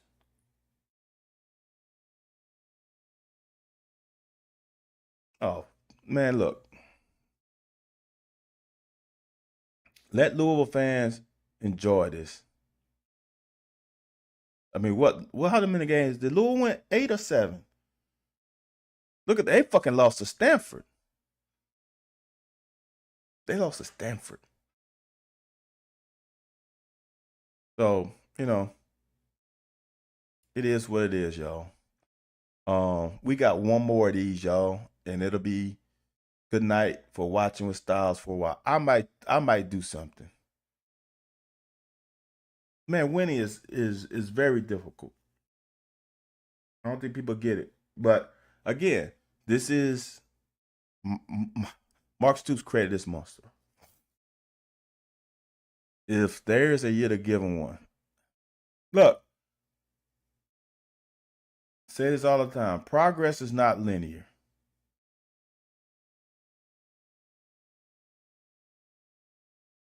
College football playoffs. Y'all really want me to do other teams? I can. I gotta do something. Um, we'll figure it out. Y'all give me suggestions. I might have to do a poll. Y'all give me suggestions. Most of y'all on Twitter. If you're on Twitter, comment under the broadcast and tell me what y'all think I should do, and I'll do it. Yeah, I can do a game or two. Ain't nothing to it. But look, honestly, y'all, I appreciate everyone that's tuned in because for you to tune into this shit means you are a person who's bought in because this was atrocious. And for y'all to come on and take time out of your schedule to watch me, especially this late at night on East Coast, I really appreciate it. I really, really, truly appreciate it. Let's pick the 2 worst NFL teams and pick them apart so we won't pay. Don't do that, Coach. Don't do that. Coach, Carolina played well today, and they would have been one of the worst teams. Carolina, Bryce Young is starting to figure it out. I'm very happy for him. 2 of the worst teams. Who are the worst teams? Good question. The damn Jets are horrible. I don't want to do AA run, but yeah, we'll figure something out. We'll figure something out, and we can reconvene. But again, I truly, from the bottom of my heart, really appreciate y'all joining tonight. Hopefully, y'all will join tomorrow night, and we can end at least our season on a high note, and then I will go and do something else the rest of the season. So cover the off season of Kentucky recruiting. I'm sorry, Inspector. I'm not. That whole recruiting thing is not my cup of tea. Um, yeah, that was hard for me. JD, I appreciate you staying up. You and Coach Chandler, I appreciate y'all staying up. I know it's 1 o'clock y'all time. That makes me feel appreciated. So thank y'all. Thank everybody else. And good morning to some of y'all. And I will see y'all, I guess, tomorrow night. Hopefully y'all will all come back tomorrow night and we can end this thing on a good note. All right, man. Y'all have a good one.